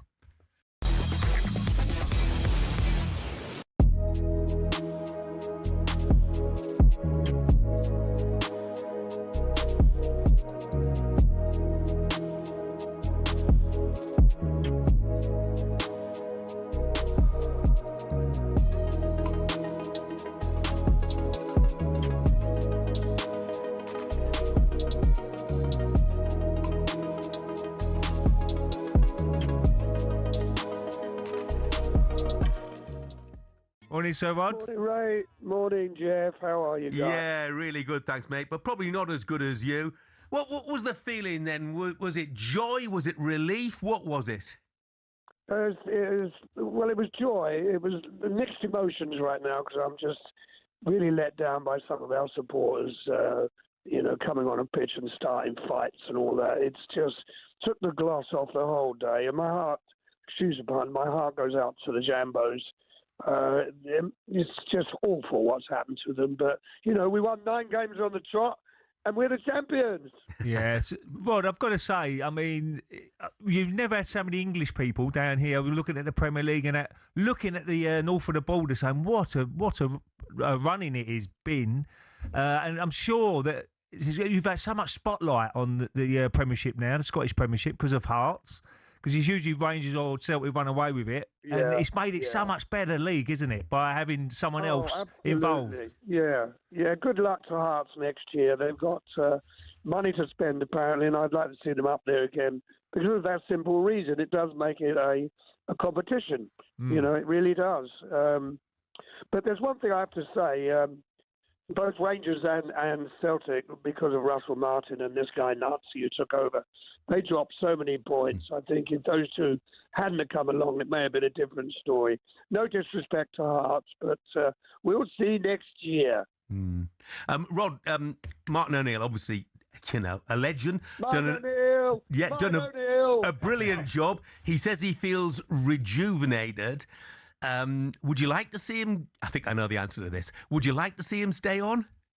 Yeah, of course I would. It entirely is up to him. If he's healthy enough to do it, and I'm 81, I'm still doing what I'm doing, I'm sure he could do it. The fans, and most of all, the players adore him.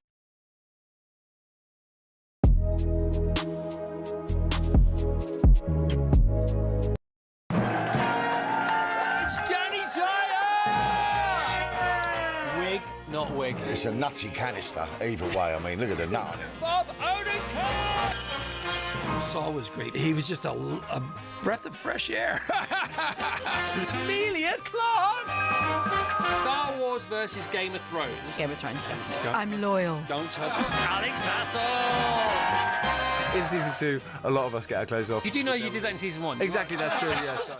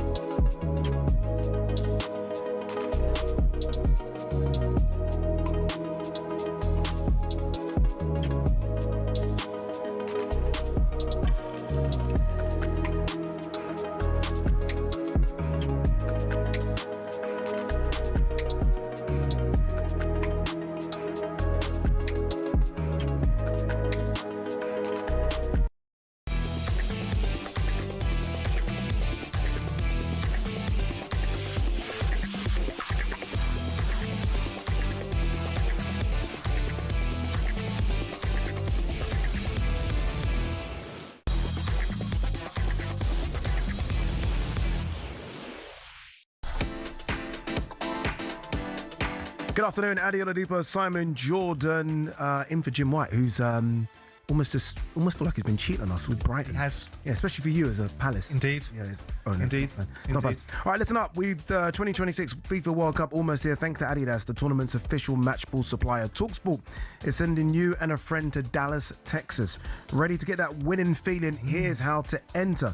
For your chance to win, just head to talksportwin.com or you can text WIN to 83338. Text and online entries cost £2.50 plus your standard network rate, or you can give us a call 0343 418 7260.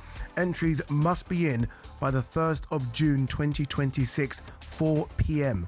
That's when the lines will slam shut. That's what you need to answer your phone if it rings. 18 plus UK residents only. This is a talkSPORT promotion. Full T's and C's at talksportwin.com. Great price. Great price. All right, let's go now to Istanbul, where our good friend Gabi Bonlahor, fresh from a Turkish Barbers, is there to watch Freiburg versus Aston Villa. Gabi, I've been following you on your Instagram. You've been having fun. It's like you're not working out there, Gabi. It just looks like you're in a fun holiday camp. You know what they say, Ade? Work hard, play hard, Ade. You know better than anyone. And so does Mr. Jordan over there. Yeah, it looks good, though. Let's talk about the game. Obviously, look, this is an incredible opportunity for Unai Emery to win his first trophy at Aston Villa. He's been there since, November 2022, and he's done well. Champions League football, the way he kind of took over from Steven Gerrard and he rocketed up the league. But he almost needs this, doesn't he, to cap off what I think has been a really good tenure as manager of that club.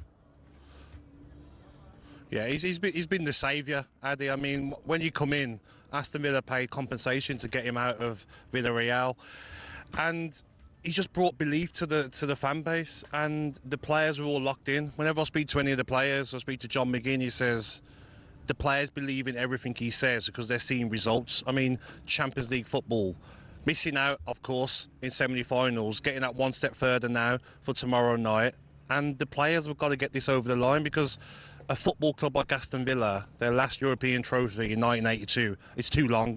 This football club should be winning trophies on a regular basis.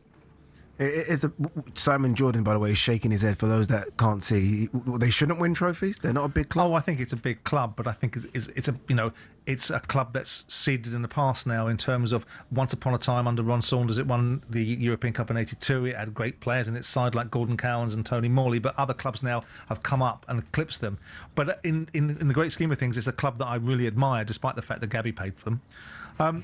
Gabi, this particular competition doesn't seem to be capturing the imagination. No one's really talking about it. It's a Europa Cup final, and no one seems to be paying much attention to it. I'm sure they're paying attention to it in Birmingham, but there isn't much attention being paid through the media to the fact that Villa are in the second biggest European competition. What media is that you're talking about, Simon? Most of it. Most media, Gabs, to be fair. Outlet that I look at. I mean, I realise that talking about it. I mean, you probably can't read and write, Gabi, so I'll tell you about the ones that are talking about it. The ones that are not talking about it are most stations. They're not talking about it. Now, they should be because Villa are in a major competition. Is it capturing the imagination? Is it a big deal? I think it is, Simon. I feel that, this is a massive competition. Last year, of course, the final between Manchester United and Spurs was one of the worst you'll probably ever watch, the quality. But for what Aston Villa have done this season, let's not forget, this is an Aston Villa side that spent the least last summer in the transfer window.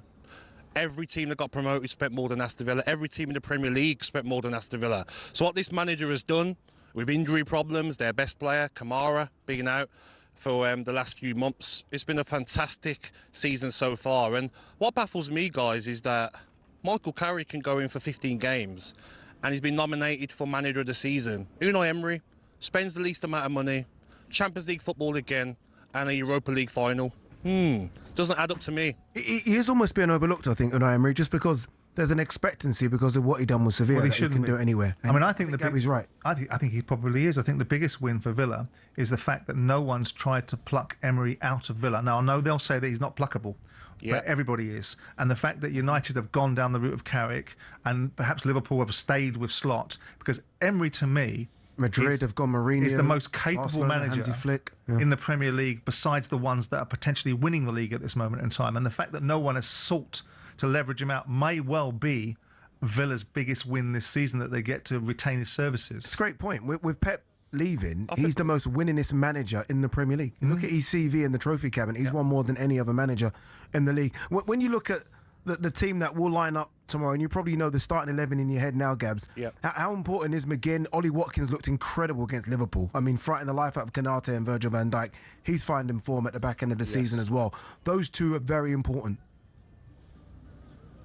I think with Watkins, first of all, he needed that kick up the backside, by Thomas Tuchel not picking him for the last international squad. And since then, he's been in outstanding form. That's the Ollie Watkins that everybody knows, running in behind, finishings looking better as well than the middle part of the season. But the player that stands out for me, honestly, John McGinn. That performance against Nottingham Forest in that second leg, he was everywhere. He was kicking the Nottingham Forest players. 2 fantastic goals. It was a proper captain's performance. And the 1982 team that won the European Cup are legends of the club. I always think you have to win something to be a legend of a football club. And John McGinn, if he lifts that trophy tomorrow, will definitely have legendary status. But other players, Lindelof has been fantastic in that centre-mid role because Onana's had injury problems. Tielemans is such a good player as well. But the only problem Aston Villa have is their bench. Jadon Sancho, not good enough. Leon Bailey, not good enough. Anyone else? I thought you were going to keep going there. I stopped because I thought you kept on naming all players. Gabby, how much of a challenge is Freiburg?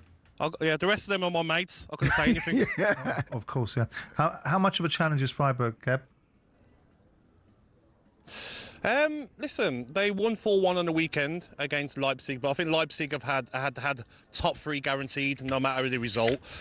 Freiburg are going to be in Europe next season. Listen, every game is tough in Europe. Every final is tough. Nerves, big occasion. The pressure's probably more on Aston Villa.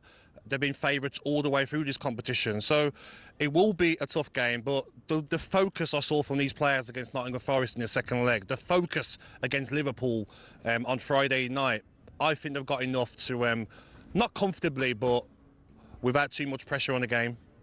Gabs, appreciate it. Thank you very much. Remember that game live tomorrow on talkSPORT, Freiburg versus Aston Villa Europa League final. Gabby's going to be on talkSPORT Breakfast tomorrow as well, which means he can't go out for a drink tonight, which I know he won't be happy about. Simon, thank you very much as well. Thank you. Up next is H&J.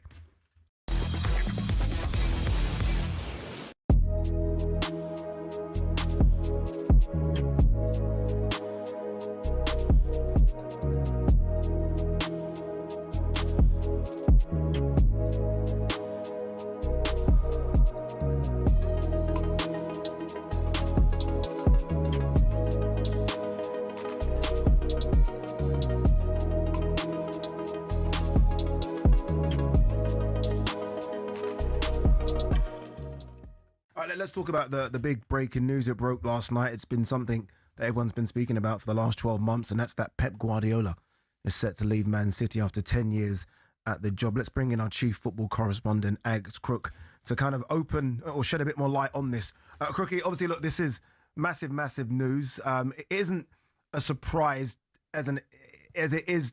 We knew about it, but we didn't know when this was going to happen. Give us a bit more on it. Yeah, I think it's the worst kept secret in football, has been for several weeks, if not months now. And that's why I'm slightly surprised, by all accounts, that Pep Guardiola has reacted quite furiously to the fact that this has been leaked 24 hours before a game that could decide Manchester City's title fate. I'll be at the Vitality tonight. If City don't win, it's Arsenal's title. If they do win, we go to the last day of the season and what is sure to be a very emotional final home game for Pep Guardiola, final game in charge of City after 10 years. Against Aston Villa. But as I say, this has been coming. I think it could